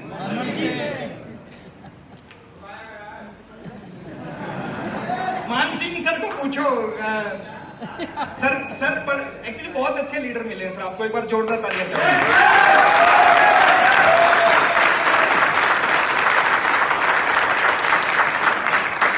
एक 2 बार तो मैंने इनको टाल दिया, लेकिन ये भी बड़े स्ट्रॉन्ग लीडर हैं सर, पीछा नहीं छोड़ा इन्होंने। हर चौथे 5वें दिन कॉल करते, सर 1 डेट तो चाहिए आपकी, देनी पड़ेगी। जिद्दी बच्चा बनना पड़ता है सर इस बिजनेस में। हेलो, जिद्दी बच्चा होता है ना, वो अपनी हर बात मनवा लेता है। तो बहुत अंतर है सर। करना क्या है? कुछ छोटे छोटे कामों को लगातार करना है। चाहते हैं सर ये शानदार जिंदगी मिल जाए? उसके लिए करना ही कुछ नहीं सर, कुछ छोटे छोटे कामों को लगातार करना है। कितने साल? और 3 साल बाद तो आपकी आदत में आ जाएगा, है ना? 3 साल बाद तो फिर अपने आप होने लग जाएगा। शुरू में मुश्किल होगा, बाद में साइकिल पे पहली बार चढ़ते हैं तो क्या होता है? मुश्किल होता है। गाड़ी जब पहली बार से ना बड़ी ध्यान से क्लच कितना छोड़ना है, एक्सीलेटर कितना दबाना है, बड़ा मुश्किल होता है। बाद में अपने आप क्लच छूटता है। जो गाड़ी चलाना सीख जाते हैं वो ध्यान थोड़ी रखते हैं, पैर अपने आप काम करते हैं। यस या नो? तो शुरू में मुश्किल होगा, बाद में अपने आप पैर काम करेंगे। करना क्या है, कुछ छोटी छोटी चीज मैं आपको नोट करवा रहा हूं। पहला तो ईमानदारी से इस बिजनेस में कामयाब होना है, या वही लोग इस बिजनेस में कामयाब होते हैं जो इसको करते हैं। जो इसको नहीं करते वो कामयाब नहीं होते। उसका नाम है आपके घर के ईमानदारी। रॉयल्टी बाद में आएगी, टेक्निकल लोग बाद में जुड़ेंगे, आपकी टीम बाद में बनेगी। सबसे पहले क्या करना है सर? सबसे पहले आपके घर के 100% प्रोडक्ट कौन से होने चाहिए? RCM। ईमानदारी। ईमानदारी से सर, ईमानदारी का मतलब है कि यहाँ पे कोई आपको चेक नहीं करेगा, कोई आपका बॉस नहीं है जो आपके घर में आके चेक। ईमानदारी से अपने आप को जवाब देना है, ऊपर वाले को जवाब देना है। आपके घर के ईमानदारी से। मेरे पास 4 या 5 पैंट शर्ट थी, किट लेके जाता था, साइकिल के पीछे रख के लोगों को समझाता था, लोग नहीं समझते थे। ओपी शर्मा जी ने बोला कामयाब होना है राकेश? मैंने कहा जी होना है। बोले ये जो किट रख रहा है ना, इस कपड़े को सिलवा के पहन के फिर जाया कर, किट मत लेके जा, इस कपड़े को पहन के जा और पुराने कपड़ों को फेंक दे। मैंने पुराने कपड़ों को उठा के रख दिया, 3 पैंट शर्ट RCM की किट में आई थी, तीनों को सिलवाया, उसको पहन के प्लान दिखाना शुरू किया। साबुन लॉन्च की कंपनी ने, टूथपेस्ट लॉन्च किया, बस और नहाने की साबुन, 3 प्रोडक्ट लॉन्च किए 2 साल बाद। देखिए ईमानदारी किसको बोलते हैं, मैं ईमानदारी की बता रहा हूं सर। मुश्किल नहीं है, हम मुश्किल बनाते हैं इस बिजनेस को, ये बिजनेस मुश्किल नहीं है। ईमानदारी किसको बता रहा हूं? 4 पैंट शर्ट थी, मैंने उठा के रख दिया, RCM की पहनना शुरू किया। 3 पैंट शर्ट सिलवाई, उन्हीं को धोते थे, उन्हीं को पहनते थे और फील्ड में जाते थे। RCM ने 3 प्रोडक्ट लॉन्च किए, नहाने की साबुन, कपड़े धोने की साबुन, टूथपेस्ट। 5 नहाने की साबुन ली, 5 कपड़े धोने की, 2 टूथपेस्ट लेके मैं घर पे आ गया। ये बात है आज से 20 साल पुरानी। अब जो प्रोडक्ट मैं घर पे लेके आया, क्योंकि एक ही चीज सिखाई थी ओपी शर्मा जी ने, 100% आपके घर के RCM के समान होने चाहिए। उस समय पैंट शर्ट आती थी, RCM की पहनते थे। FMCG कंपनी ने 3 प्रोडक्ट लॉन्च किए, तीनों को लेके घर पे आ गया। और एक कपड़ा बनाने वाली कंपनी साबुन बनाएगी, कैसा साबुन बनाएगी? टूथपेस्ट बनाएगी, कैसा टूथपेस्ट बनाएगी? मेरे को आज भी याद है, मैं साबुन लेके घर पे आया, टूथपेस्ट लेके घर पे आया, कपड़े धोने की साबुन लेके घर पे आया। टूथपेस्ट को मैंने दबाया, सर को याद होगा, रामकिशन सर को। टूथपेस्ट को मैंने दबाया सर, उसमें से ऑयल निकला, फिर और दबाया तो क्रीम निकली। ऑयल अलग, क्रीम। हम बड़े पक्के थे RCM के। हमने क्या किया, हमने कहा टूथपेस्ट करना है तो यही करना है, क्रीम ऑयल को मिलाया, ब्रश पे लगाया और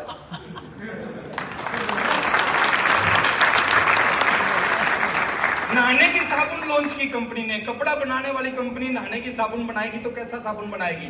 उस साबुन की खूबी थी, ना उसमें झाग उठता था, ना खुशबू आती थी। हम भी पक्के थे, हमने कहा कि नहाएंगे तो इसी साबुन से नहाएंगे।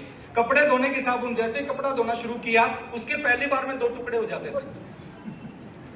लेकिन हम भी कहे 2 टुकड़े हो या 4, कपड़े तो इसी से धोने हैं।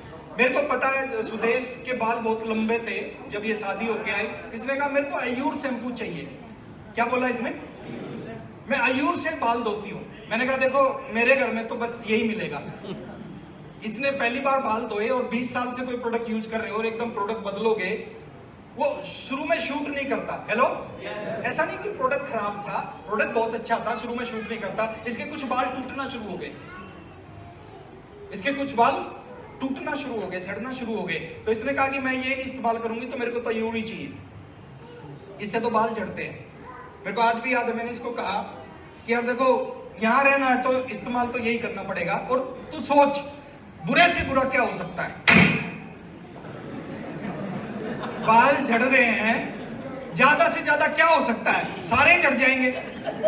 हेलो, भाई इतने पैसे आएंगे, इतने पैसे आएंगे, रोज नए बाल लगवाएंगे तो भी पैसे बच जाएंगे।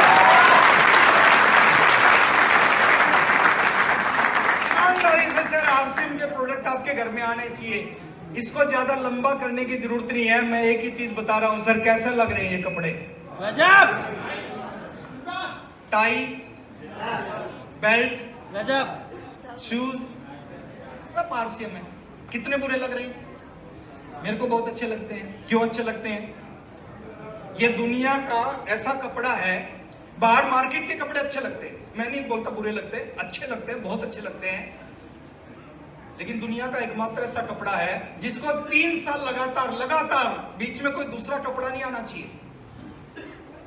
मेरी साथी हुई, इन्होंने बहुत सारे कपड़े दिए, एक नहीं पहना मैंने, बड़े नाराज हुए इनके परिवार वाले। मैंने कहा क्या फर्क पड़ता है सर, 3 साल ईमानदारी से कपड़े पहनो सर, ये दुनिया का एकमात्र ऐसा कपड़ा है। मार्केट का कपड़ा पहनोगे, सुबह कपड़ा पहनोगे, पूरा दिन काम करोगे, रात को उस कपड़े को निकाल के झाड़ोगे, उसमें से धूल मिट्टी निकलेगी।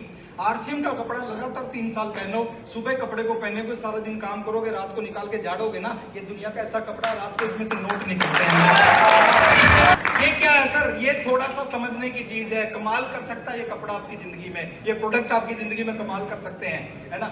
इसके ऊपर मैं ज्यादा नहीं आता, नेक्स्ट थोड़ा सा आगे लेके चलता हूं आपको। दूसरा काम करना है छोटा सा, अगले 3 से 5 साल, दूसरा काम क्या करना है? बातें। आज हम बातें करते हैं या चुप रहते हैं? बातें करते हैं। आज किसकी बातें करते हैं? आरसीएम। क्रिकेट की बातें करते हैं, राजनीति की बातें करते हैं, पड़ोसियों की बातें करते हैं, यस या नो?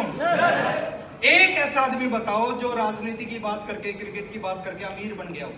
नो। नहीं बनते सर।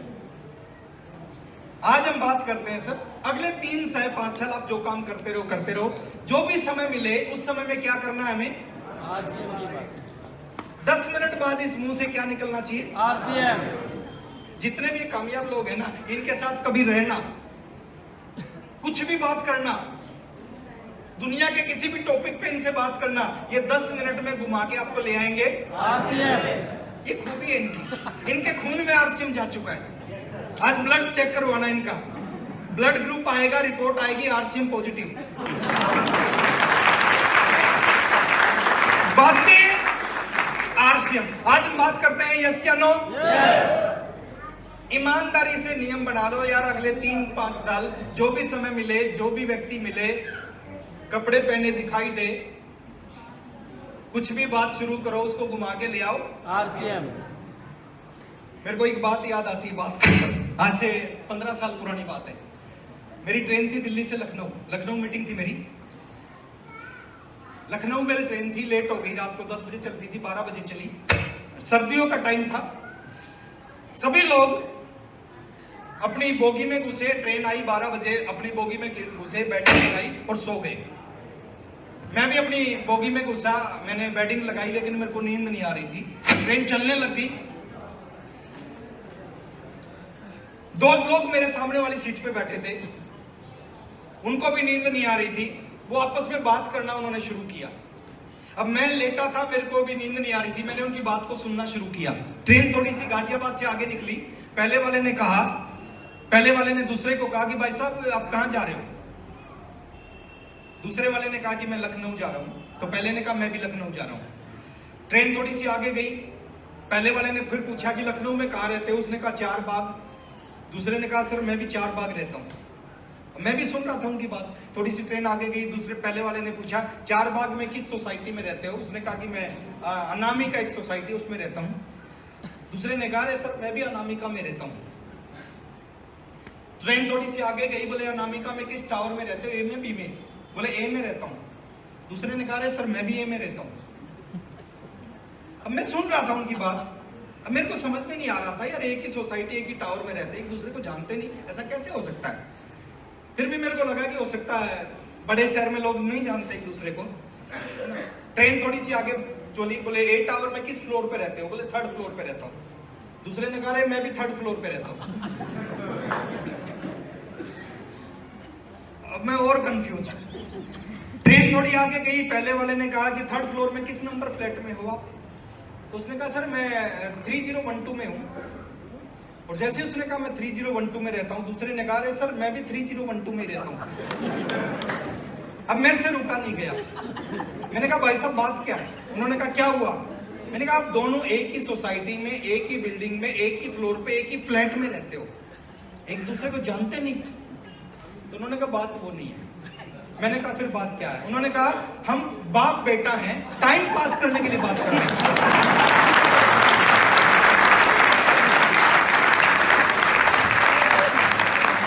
मेरे को एक चीज बताओ, के लिए इस तरह की बात की जा सकती है? क्या टाइम पास करने के लिए आरसीएम की बात नहीं की जा सकती?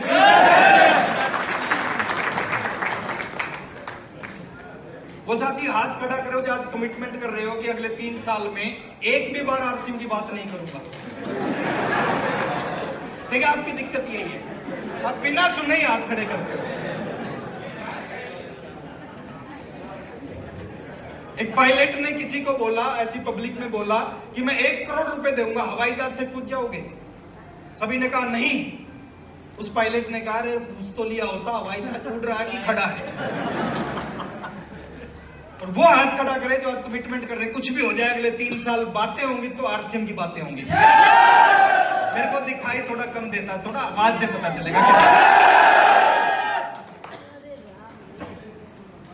बीवी मना करेगी तो करेंगे, पड़ोसी मना करेगा करेंगे, दोस्त मना करेगा करेंगे। दुनिया की कोई भी ताकत सफायर बनने से आपको रोक नहीं सकती। एक चीज और समझना इस बिजनेस में, कुछ नहीं है सर, बहुत आसान काम है। अगले 3 साल के लिए आपका जो संगत हो ना, आपके जो आसपास के लोग हों, वो कौन होने चाहिए? जिंदगी में इसका बहुत बड़ा असर है, बहुत बड़ा असर है। आपके आसपास में कौन लोग हैं वो डिसाइड करते हैं कि आप जिंदगी में कहां पहुंचोगे। आप 10 निकम्मे लोगों के साथ 1 साल रहो, 10 निकम्मे लोगों के साथ 1 साल रहो, मैं गारंटी दे रहा हूं सर, 1 साल के बाद टोटल निकम्मे लोगों की संख्या होगी 11। और 11वां कौन होगा? अब 10 कामयाब लोगों के साथ 1 साल रहो, 1 साल बाद सर टोटल कामयाब लोगों की संख्या होगी 11। आप ऐसे लोगों के बीच में रहते हो जो 20,000 रुपए कमाते हो, आप कभी जिंदगी में 2 लाख रुपए, मैं सर माफी मांगता हूं, मैं किसी भी चीज को बुरा भला नहीं कह रहा, मैं सिर्फ एग्जांपल दे रहा हूं। जो लोग 20,000 रुपए महीना, आप उनके बीच में रहते हो, आप जिंदगी में कभी 2 लाख रुपए महीना कमा नहीं सकते सर। आप ऐसे लोगों के साथ रहो सर, ये 2-2 लाख 4-4 लाख रुपए, कहते खरबूजे को देख के खरबूजे रंग बदलते हैं। जैसा आदमी जिन लोगों के साथ रहता है ना, कुछ दिन के बाद वैसा ही बनना शुरू हो जाता है। साधुओं के साथ जो लोग रहते हैं, कुछ दिन के बाद वो उनके शरीर पे पीले वस्त्र दिखते हैं आपको, वो भी साधु बन जाते हैं। एक आदमी कभी शराब नहीं पीता, लेकिन डेली 8 बजे शराबियों के साथ बैठता है, क्या होगा सर? 3 महीने बाद मैं गारंटी लिख के दे सकता हूं, उसके हाथ में गिलास होगा सर। एक आदमी कभी जुआ नहीं खेलता, लेकिन रोज 9 बजे जुआरियों के साथ बैठता है, 3 महीने बाद उसके हाथ में पत्ते होंगे। मैं आपसे एक सवाल पूछता हूं, शराबियों के साथ बैठ के लोग शराबी बन जाते हैं, जुआरियों के साथ बैठ के जुआरी बन जाते हैं, साधुओं के साथ बैठ के लोग साधु बन जाते हैं, तो टेक्निकल अचीवरों के साथ बैठ के लोग टेक्निकल क्यों नहीं बन सकते?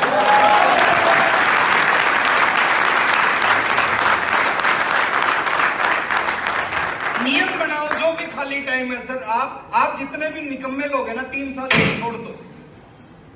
4 दोस्त थे हम, 5, एक मेरे को मिला के 5 दोस्त थे, 14 घंटे इकट्ठे रहते थे दिन में, 24 में से 14 घंटे इकट्ठे, सेकंड क्लास से इकट्ठे पढ़ते थे।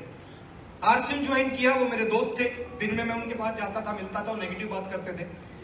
ओपी शर्मा जी ने कहा कामयाब होना है, मैंने कहा बिल्कुल होना है। बोले उनको छोड़ दे, मैंने बताया कि सर ऐसे ऐसे, बोले कैसे काम करते हो पूरा दिन में? ना ऐसे ऐसे करते हैं, शाम को दोस्तों से मिलते हैं। बोले दोस्त आरसीएम करते हैं, मैंने कहा नहीं करते। बोले क्या बोलते हैं? मैंने कहा वही बोलते हैं सर जो बुद्धू है तू, पागल है। तो बोले कामयाब होना है, मैंने कहा होना है। बोले छोड़ दे उनको 3 साल के लिए, मैंने छोड़ दिया सर उनको। बहुत नाराज हुए वो मेरे से, है ना, उनको अच्छा नहीं लगा। हम 12-14 घंटे इकट्ठे रहते, उनको अच्छा नहीं लगा, लेकिन ओपी शर्मा जी ने कहा, मैंने उनको छोड़ दिया। अभी वो चारों नौकरी कर रहे हैं। जो हमारे में सबसे इंटेलिजेंट था वो अमेजन में जॉब करता है ना, जींद में उसकी जॉब है, कि पता नहीं किस लेवल पे, मेरे को नहीं पता। उसकी सैलरी 18,000 रुपए, और हमारे इसमें से जो सबसे कमजोर था उसकी सैलरी 12,000। अभी मैं मर्सिडीज ली, मैंने 1 जनवरी को मैं मर्सिडीज लेके जींद गया ना, मैंने चारों को कॉल किया, उनको पता था, फेसबुक पे उन्होंने देखी थी। मैंने चारों को बुलाया, मर्सिडीज में बैठाया, है ना। और मर्सिडीज क्या है सर, ये बड़ी पावरफुल गाड़ी है, जब चलाते हैं ना जब पता चलता है ये चीज क्या है। मैंने उनको चारों को बैठाया, एक हाईवे है जींद में, हाईवे पे लेके गया, मैंने थोड़ा सा एक्सीलेटर दबाया, ये 170 पे चली गई। कितने पे? विद इन 4 और 5 सेकंड ये 170 पे चली गई। अब जब 170 पे मर्सिडीज जा रही थी, लोग दिख नहीं रहे थे हमें, हम जाते हैं ना गाड़ी क्रॉस करते हैं, ऐसे लोग यूं दिख रहे थे कि ऐसे लोग पीछे जा रहे हैं, पेड़ पीछे जा रहे हैं। अब उस टाइम मैं बैठ के सोच रहा था कि शायद आज इनको समझ में आया होगा दुनिया कितनी छोटी है और आरसीएम कितना बड़ा है।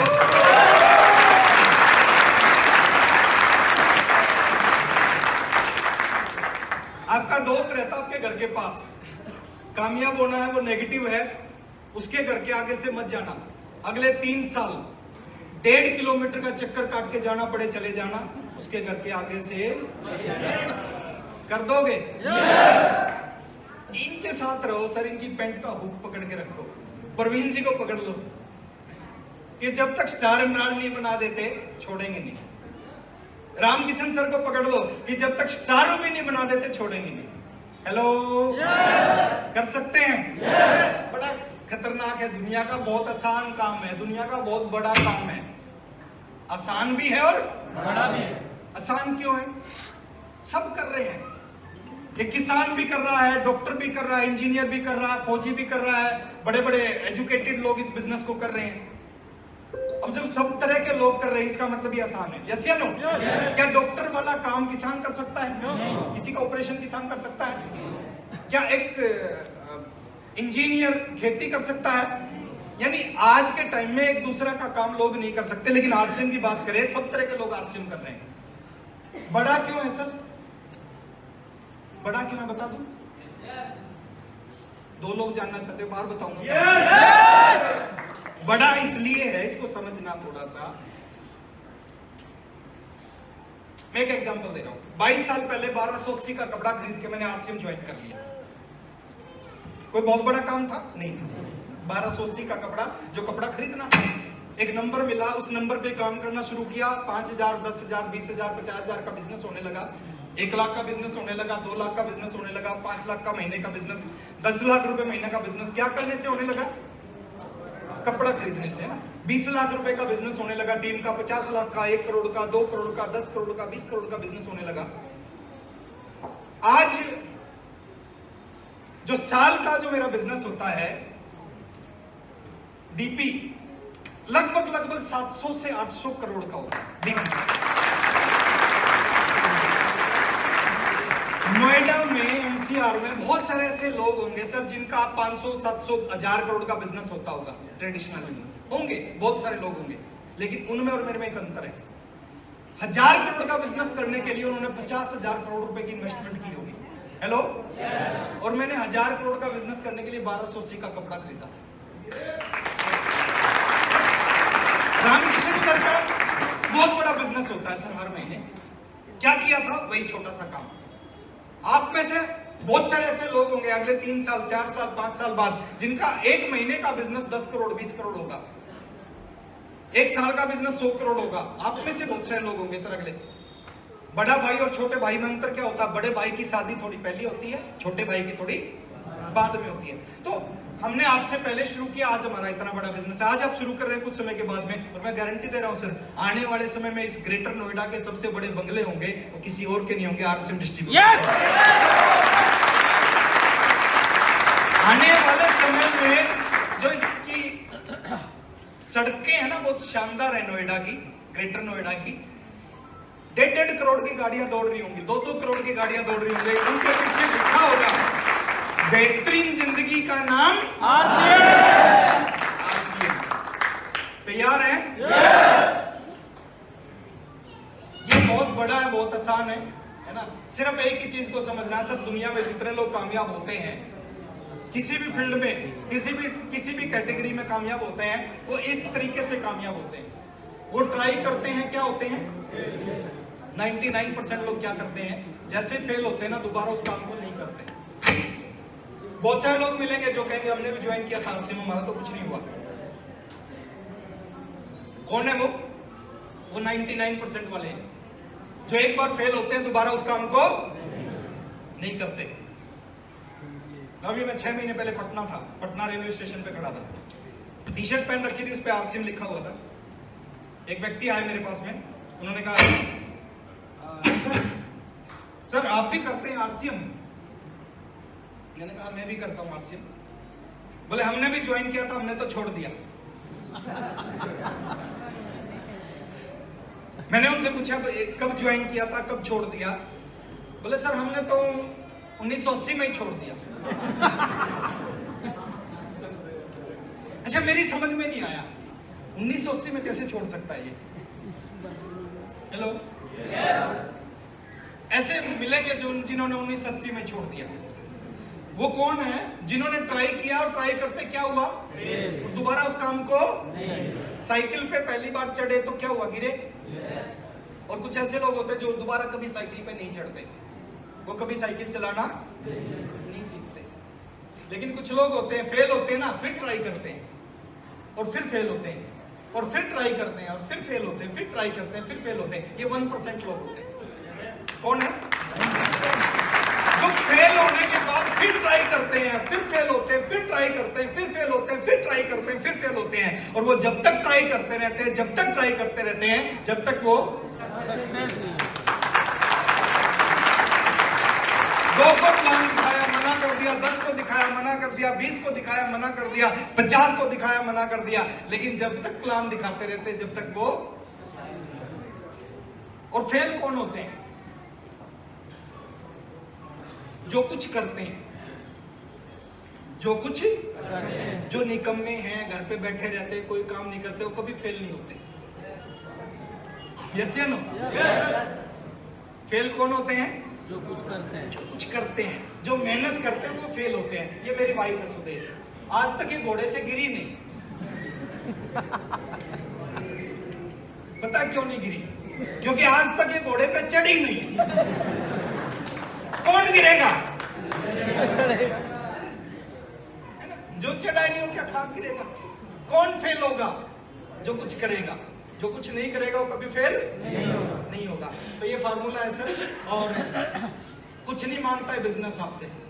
आपकी एज क्या है इसको कोई लेना देना नहीं। हर काम में एक एज होती है। आप किसी भी एज में डॉक्टर नहीं बन सकते, आप किसी एज में इंजीनियर नहीं बन सकते, यूपीएससी किसी एज में नहीं कर सकते। उसकी एक एज है, उस एज में आप उस काम को कर सकते हो। लेकिन आरसीएम में कोई एज 18 साल से ऊपर होने चाहिए। 50 साल के आप कर सकते हो, 70 साल के आप कर सकते हो, 90 साल के आप कर सकते हो। आपकी सांस चलनी चाहिए, आपका केवाईसी ओके हो जाएगा।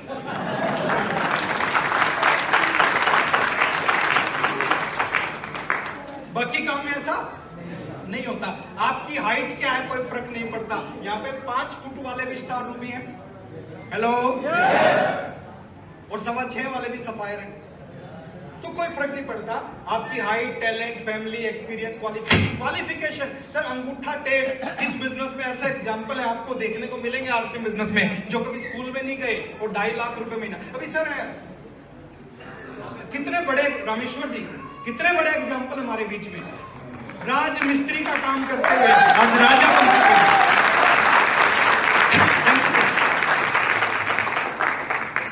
ये एग्जांपल सर और दुनिया में कहीं नहीं मिलेंगे, ये आरसीएम में मिल सकते हैं।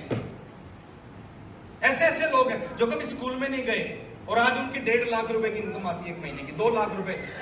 आईएएस की सैलरी नहीं है सर 2 लाख, हेलो, आईएएस की सैलरी 2 लाख रुपए नहीं होती। सबसे बड़ी जॉब हिंदुस्तान की, उस व्यक्ति की भी सैलरी 2 लाख नहीं होती। यहाँ पे एक अनपढ़ आदमी 2 लाख रुपए महीना कमाता है सिस्टम से। तो आपकी एक्सपीरियंस, क्वालिफिकेशन, आप लेडीज है, जेंट्स है, कोई फर्क नहीं पड़ता। आपकी कास्ट क्या है, आपका कलर क्या है, गोरे हैं, काले हैं, कोई फर्क नहीं पड़ता। किस चीज से फर्क पड़ता है? काम से। आपके अंदर आग कितनी लगी हुई आरसीएम को लेके, आपके अंदर कुछ कुछ होता है या नहीं होता, उससे फर्क पड़ता है। कुछ कुछ होता है और जब कुछ कुछ होता है ना, उसके बाद बहुत कुछ होता है।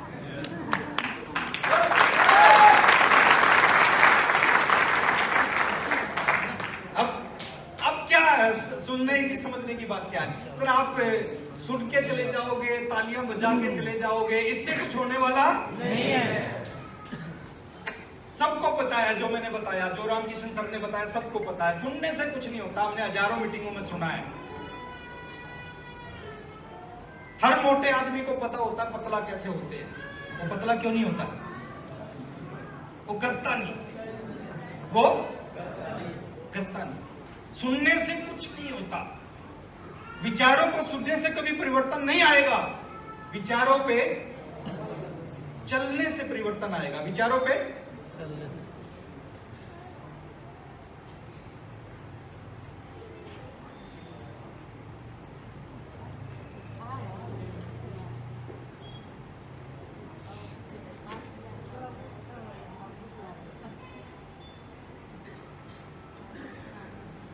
चलने से परिवर्तन आएगा, विचारों पे चलने से परिवर्तन आएगा। और आपके सामने एक फोटो है, ये क्या है? एक बगुला है और एक मेंढक है। ये आदत आपके अंदर होनी चाहिए।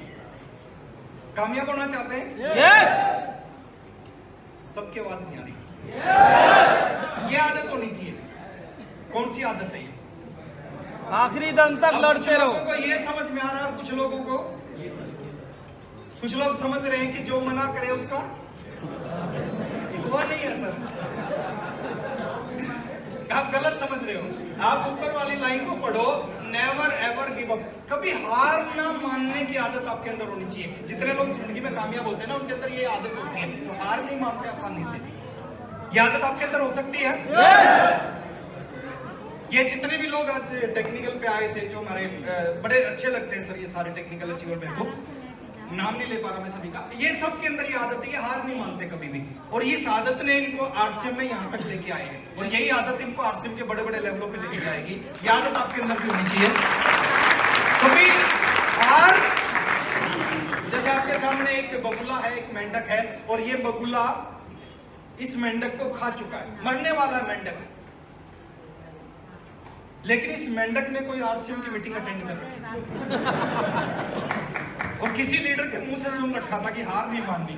इसको याद आ गई और इसने क्या किया, हाथ पैर मारे, हाथ पैर मारे, इसके हाथ में आगे बगुले की गर्दन, इसने जोर से दबा दी।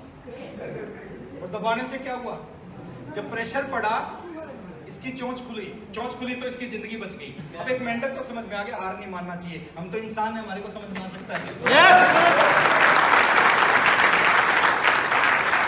दो लोग मना करते हैं, हम छोड़ छाड़ के घर पे बैठ जाते हैं, हमारे से नहीं होगा सर, कुछ नहीं फर्क पड़ता। ना सुनने की आदत हमारे अंदर होनी चाहिए, और ना सुनने की आदत आपको इस बिजनेस में रॉयल्टी पे पहुंचाएगी।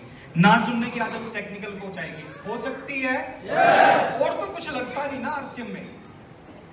5 लाख रुपए किस चीज के दे रही है कंपनी, 10 लाख रुपए किस चीज के दे रही है?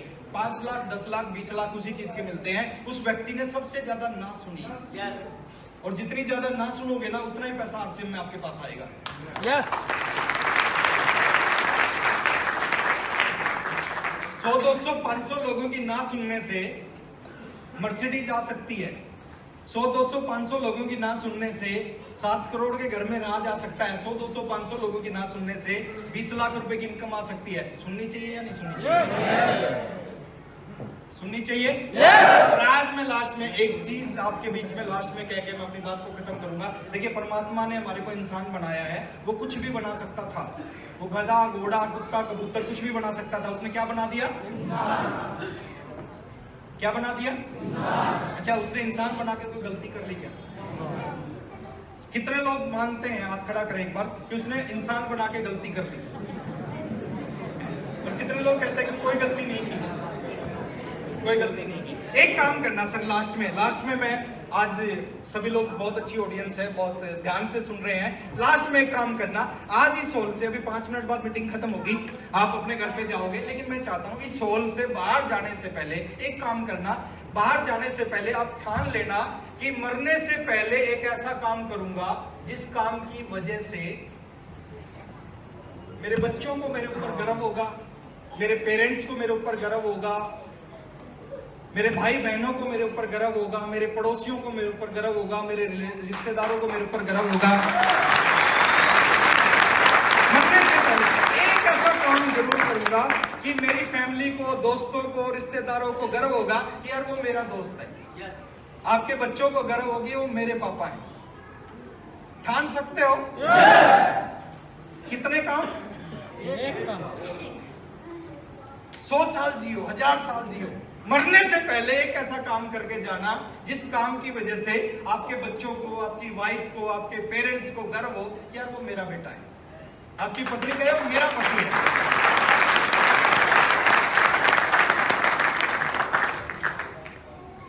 फिर आपको लगता है आरसीएम करना चाहिए नहीं करना चाहिए, एक एक्सपेरिमेंट करना। आज 10 फोटो खरीदना मार्केट से, किन लोगों की जो थोड़ा सा जिंदगी में कामयाब है, लोगों की, सचिन तेंदुलकर की, महेंद्र सिंह धोनी की, है ना, अमिताभ बच्चन की, ऐश्वर्या राय की। 10 फोटो खरीदना, एक फोटो अपनी लेना और आपके बच्चों के सामने रख देना और उनसे पूछना, बता बेटा इनमें से किस जैसा बनना चाहता है।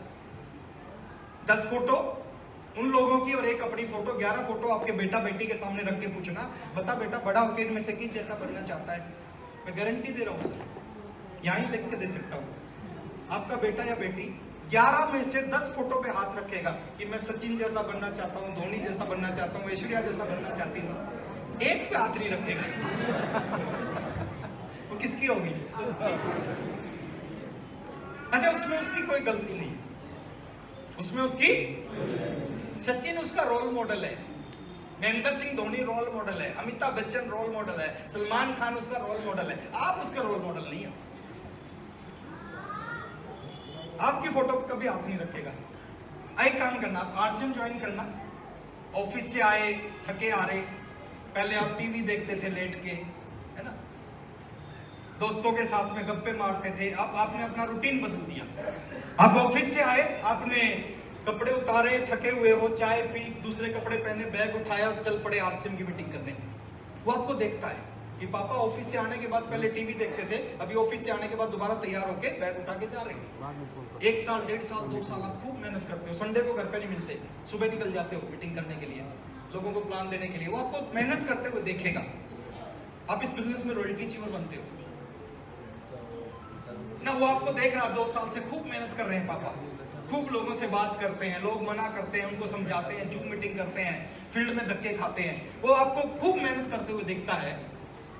2 साल बाद आप रॉयल्टी अचीवर बन जाते हो और आपका जिस मीटिंग में रॉयल्टी का सेलिब्रेशन होता है, आप अपने बेटा बेटी को, अपनी वाइफ को उस मीटिंग में लेके आते हो। आप बोलो कि मैंने इस बिजनेस में 2 साल मेहनत की जॉब से आने के बाद में और मैं आज रॉयल्टी अचीवर हूँ। और अभी आपने देखा आशीष जी को कैसे पीछे से उठा के लेके आए थे, सारे लोग खड़े होकर इनके लिए तालियां बजा रहे थे, इनके साथ सेल्फी ले रहे थे। आपके साथ भी ऐसा ही होगा, आप रॉयल्टी अचीवर बने, लोग आपको पीछे से उठा के लेके आए, माइक से अनाउंस किया गया, एक ऐसे व्यक्ति को मैं बुला रहा हूं जो नौकरी के साथ साथ शाम को आने के बाद उन्होंने टीवी नहीं देखा, उन्होंने अखबार नहीं पढ़ा, राजनीति की चर्चा नहीं की, उन्होंने आरसीएम में काम किया, खूब मेहनत की, खूब धक्के खाए, खूब लोगों ने मना किया, लेकिन उन्होंने आरसीएम को नहीं छोड़ा और आज वो लीडर आरसीएम के रॉयल्टी अचीवर हैं। और मैं ऐसे लीडर को बुलाने जा रहा हूं, अपनी जगह पे आप खड़े हो जाओ, तालियां बजाओ उनके लिए, सीटियां बजाओ, लोग आपके लिए तालियां बजा रहे हो, सीटियां बजा रहे हैं और आपको पीछे से माला डाल के उठा के लेके जा रहे हैं। आपके बच्चे देख रहे हैं, आपके बच्चे देख रहे हैं कि मेरे पापा के लिए लोग तालियां बजा रहे हैं, मेरे पापा के लिए लोग सीटियां बजा रहे हैं, मेरे पापा को लोग उठा के लेके आ रहे हैं, मेरे पापा के गले में माला डाल रहे हैं लोग, उनके साथ में सेल्फी ले रहे हैं, उनके ऑटोग्राफ ले रहे हैं मेरे पापा के। जब ये सारे बच्चे आपके देखेंगे ना, उसके बाद 1000 लोगों की फोटो लेके जाना और घर पे जाके पूछना, बता इनमें से किस जैसा बनना चाहता है। मैं गारंटी देता हूं सर, गारंटी, 1000 फोटो में से वो आपकी फोटो पे हाथ रखेगा और कहेगा पापा ने बड़ा होके आप जैसा।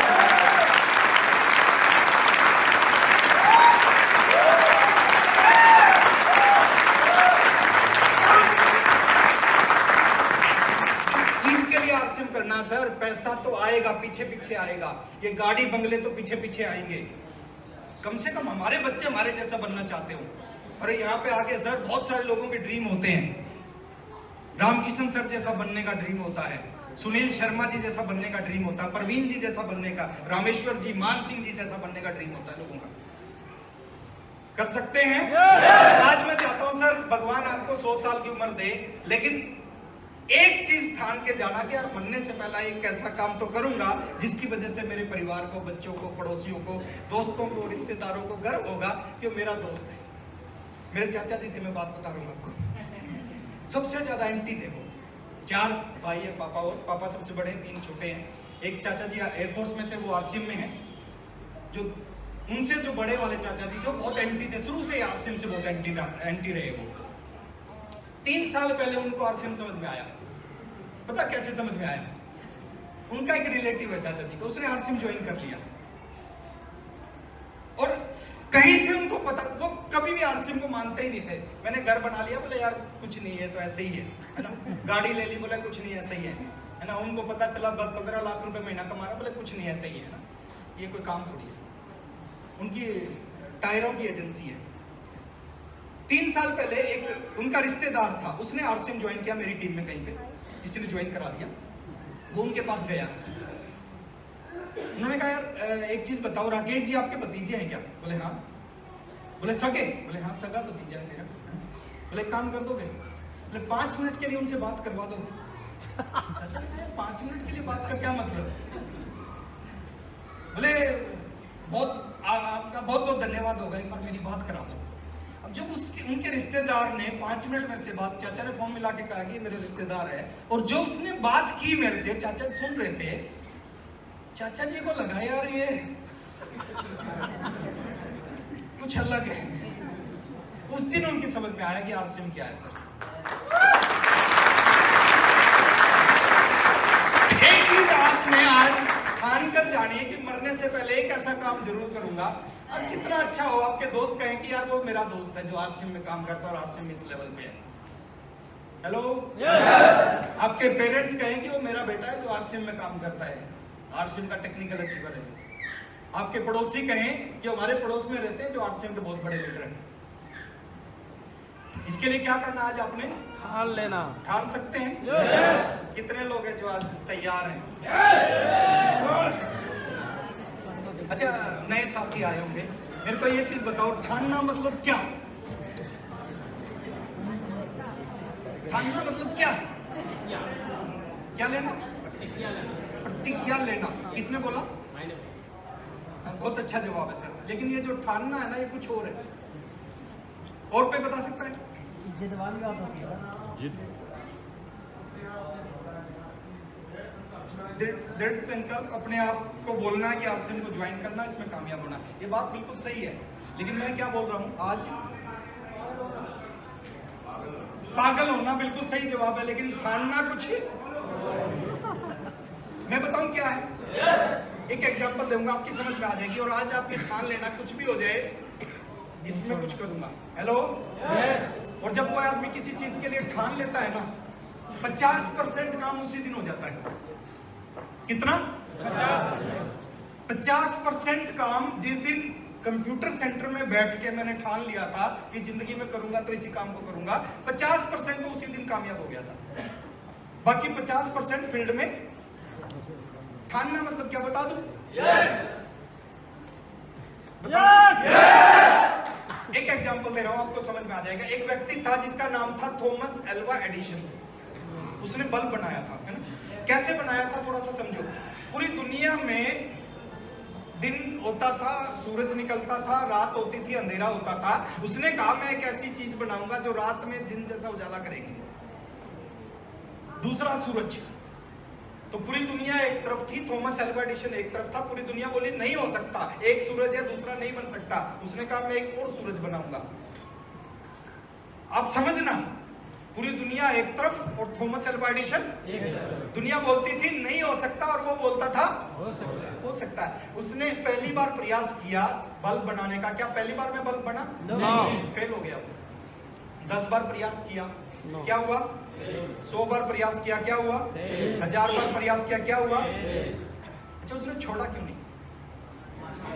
पूरी दुनिया बोली नहीं होगा, वो बोला होगा। 10,000 बार प्रयास किया, 10,000 बार भी वो फेल। आप सोच के देखो कैसा आदमी था। 10,000, हम 2 लोग मना करते हैं, आरसीएम छोड़ देते हैं। 10,000 बार फेल हुआ, उसने छोड़ा नहीं। हेलो क्यों नहीं छोड़ा? ठान लिया। जब पहली बार उसने प्रयास किया था ना, पहली बार में उसने ठान लिया। और आप क्या करते हो? आप मान लेते हो। लोग कहते हैं नहीं चलेगा, आप मान लेते हो नहीं चलेगा। आपकी बीवी बोलती है आपके बस की बात नहीं है, आप मान लेते हो मेरे बस की बात। आज के बाद आपकी बीवी बोले ना आपका नहीं चलेगा, आपके बस की बात नहीं है, बीवी को बोलना अब चलेगा, अब मैंने ठान लिया। बोल दोगे? एक एग्जांपल और देता हूँ। 2 भाई थे, उन्होंने कहा तोता उड़ सकता, कबूतर उड़ सकता, चिड़िया उड़ सकती, इंसान क्यों नहीं उड़ सकता? सोचा उन्होंने कहा हम एक ऐसी मशीन बनाएंगे, इंसान बैठेगा हवा में उड़ेगा। लोगों ने कहा इंसान कभी नहीं उड़ सकता। 16 साल लगा दिए दोनों भाइयों ने। कितने साल? 16। हम 16 दिन काम करके छोड़ देते हैं।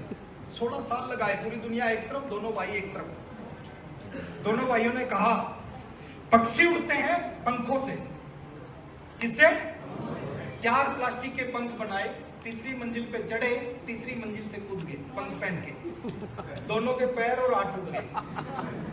दोनों का तुम्हारा दिमाग खराब है, इंसान कभी नहीं उड़ेगा। 16 साल तक एक्सपेरिमेंट करते रहे, फेल होते रहे। 16 साल बाद पूरी दुनिया के मुंह पे तमाचा मारा, हवाई जहाज का आविष्कार करा, इंसान को उड़ा के दिखाया।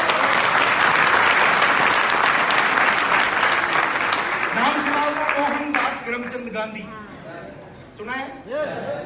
हमारे पड़ोस में रहते हैं। कौन है? राष्ट्रपिता है, महात्मा गांधी जी राष्ट्रपिता है। साउथ अफ्रीका में थे, बढ़िया मस्त जिंदगी चल रही थी, बैरिस्टर थे, अच्छे परिवार से थे। ट्रेन चल रही थी, ट्रेन में चढ़ गए, फर्स्ट क्लास बोगी में अंग्रेज बैठे थे, उसमें मस्ती में ट्रेन। उन्होंने कहा कि हिंदुस्तानी आ गया फर्स्ट क्लास में। उन्होंने कहा गेट आउट, नीचे जाओ, ये आपके लिए नहीं है, यू आर ब्लैक डॉग। बोलते थे ना हिंदुस्तानियों को। अब मस्ती से जिंदगी जी रहे थे ऑस्ट्रेलिया में, और उन्होंने कहा कि यार एक हिंदुस्तानी चढ़ गया। उन्होंने कहा नीचे जाओ, ये आपके लिए नहीं है, आप पीछे जाके बैठो।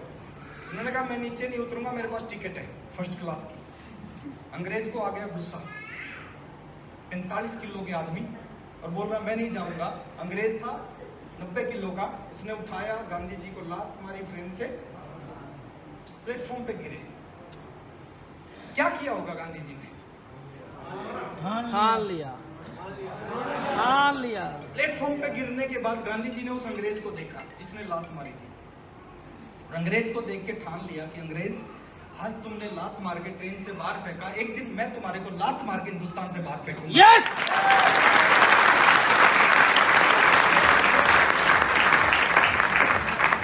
अच्छा मेरे को बताना, ऐसे ही आजाद हो गया हिंदुस्तान? कितनी बार जेल में गए, डंडे खाए, भूखे रहे, लाठी, पता नहीं क्या क्या किया होगा, लेकिन उन्होंने 15 अगस्त 1947 को अंग्रेजों को लात मार के हिंदुस्तान से। मैं एक सवाल आपसे पूछ रहा हूँ, एक आदमी के ठान लेने से बल बन जाता है, यस और नो? एक आदमी के ठान लेने से हवाई जहाज बन जाता है, एक आदमी के ठान लेने से हिंदुस्तान आजाद हो जाता है। आपको नहीं लगता आप ठान लो तो आप आरसीए में टेक्निकल अचीवर बन सकते हो? किस किस को लगता है कि मैं ठान लूं तो फिर कोई नहीं रोक सकता? दिखाई नहीं दे रहा मेरे को, आवाज से पता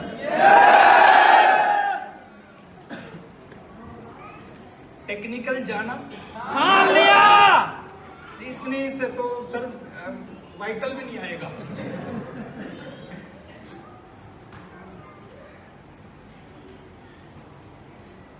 ठान सकते हैं? टेक्निकल जाना, ठान लिया। यस नहीं बोलना, बोलो ठान लिया है। बोल सकते हो? टेक्निकल जाना, ठान लिया। रॉयल्टी भी नहीं आएगी सर ऐसे। एक बार खड़े हो जाओ अपनी जगह से, खड़े हो जाओ। तैयार हैं? देखिए आज मैं चाहता हूं सर, अपनी जिंदगी की सबसे तेज आवाज आपने जो बोला है ना, आज जिंदगी की सबसे तेज आवाज निकलनी चाहिए। हेलो, कहते हैं एक बार ऊपर वाला बोलता दिन में तथास्तु, और हम पूरा दिन क्या बोलते हैं, हमारी तो किस्मत ही खराब है, हमारा तो चल ही नहीं रहा। और वो क्या बोलता है? इस हॉल का पूरा पैसा दे, मानसून सर पूरा पैसा दे रखा है, इस हॉल का आपको चिंता करने की जरूरत नहीं सर, पूरा पैसा दे रखा, अगर छत नीचे आ गई तो डोंट वरी। लेकिन आज आपकी जिंदगी की सबसे तेज आवाज निकलनी चाहिए, ऊपर वाले को पता चलना चाहिए इतने सारे लोगों ने टेक्निकल जाना, और मैं गारंटी दे रहा हूं सर, अगर आज आपने ठान लिया ना, देखिए जब कोई पेरेंट्स ना पति पत्नी ठान ले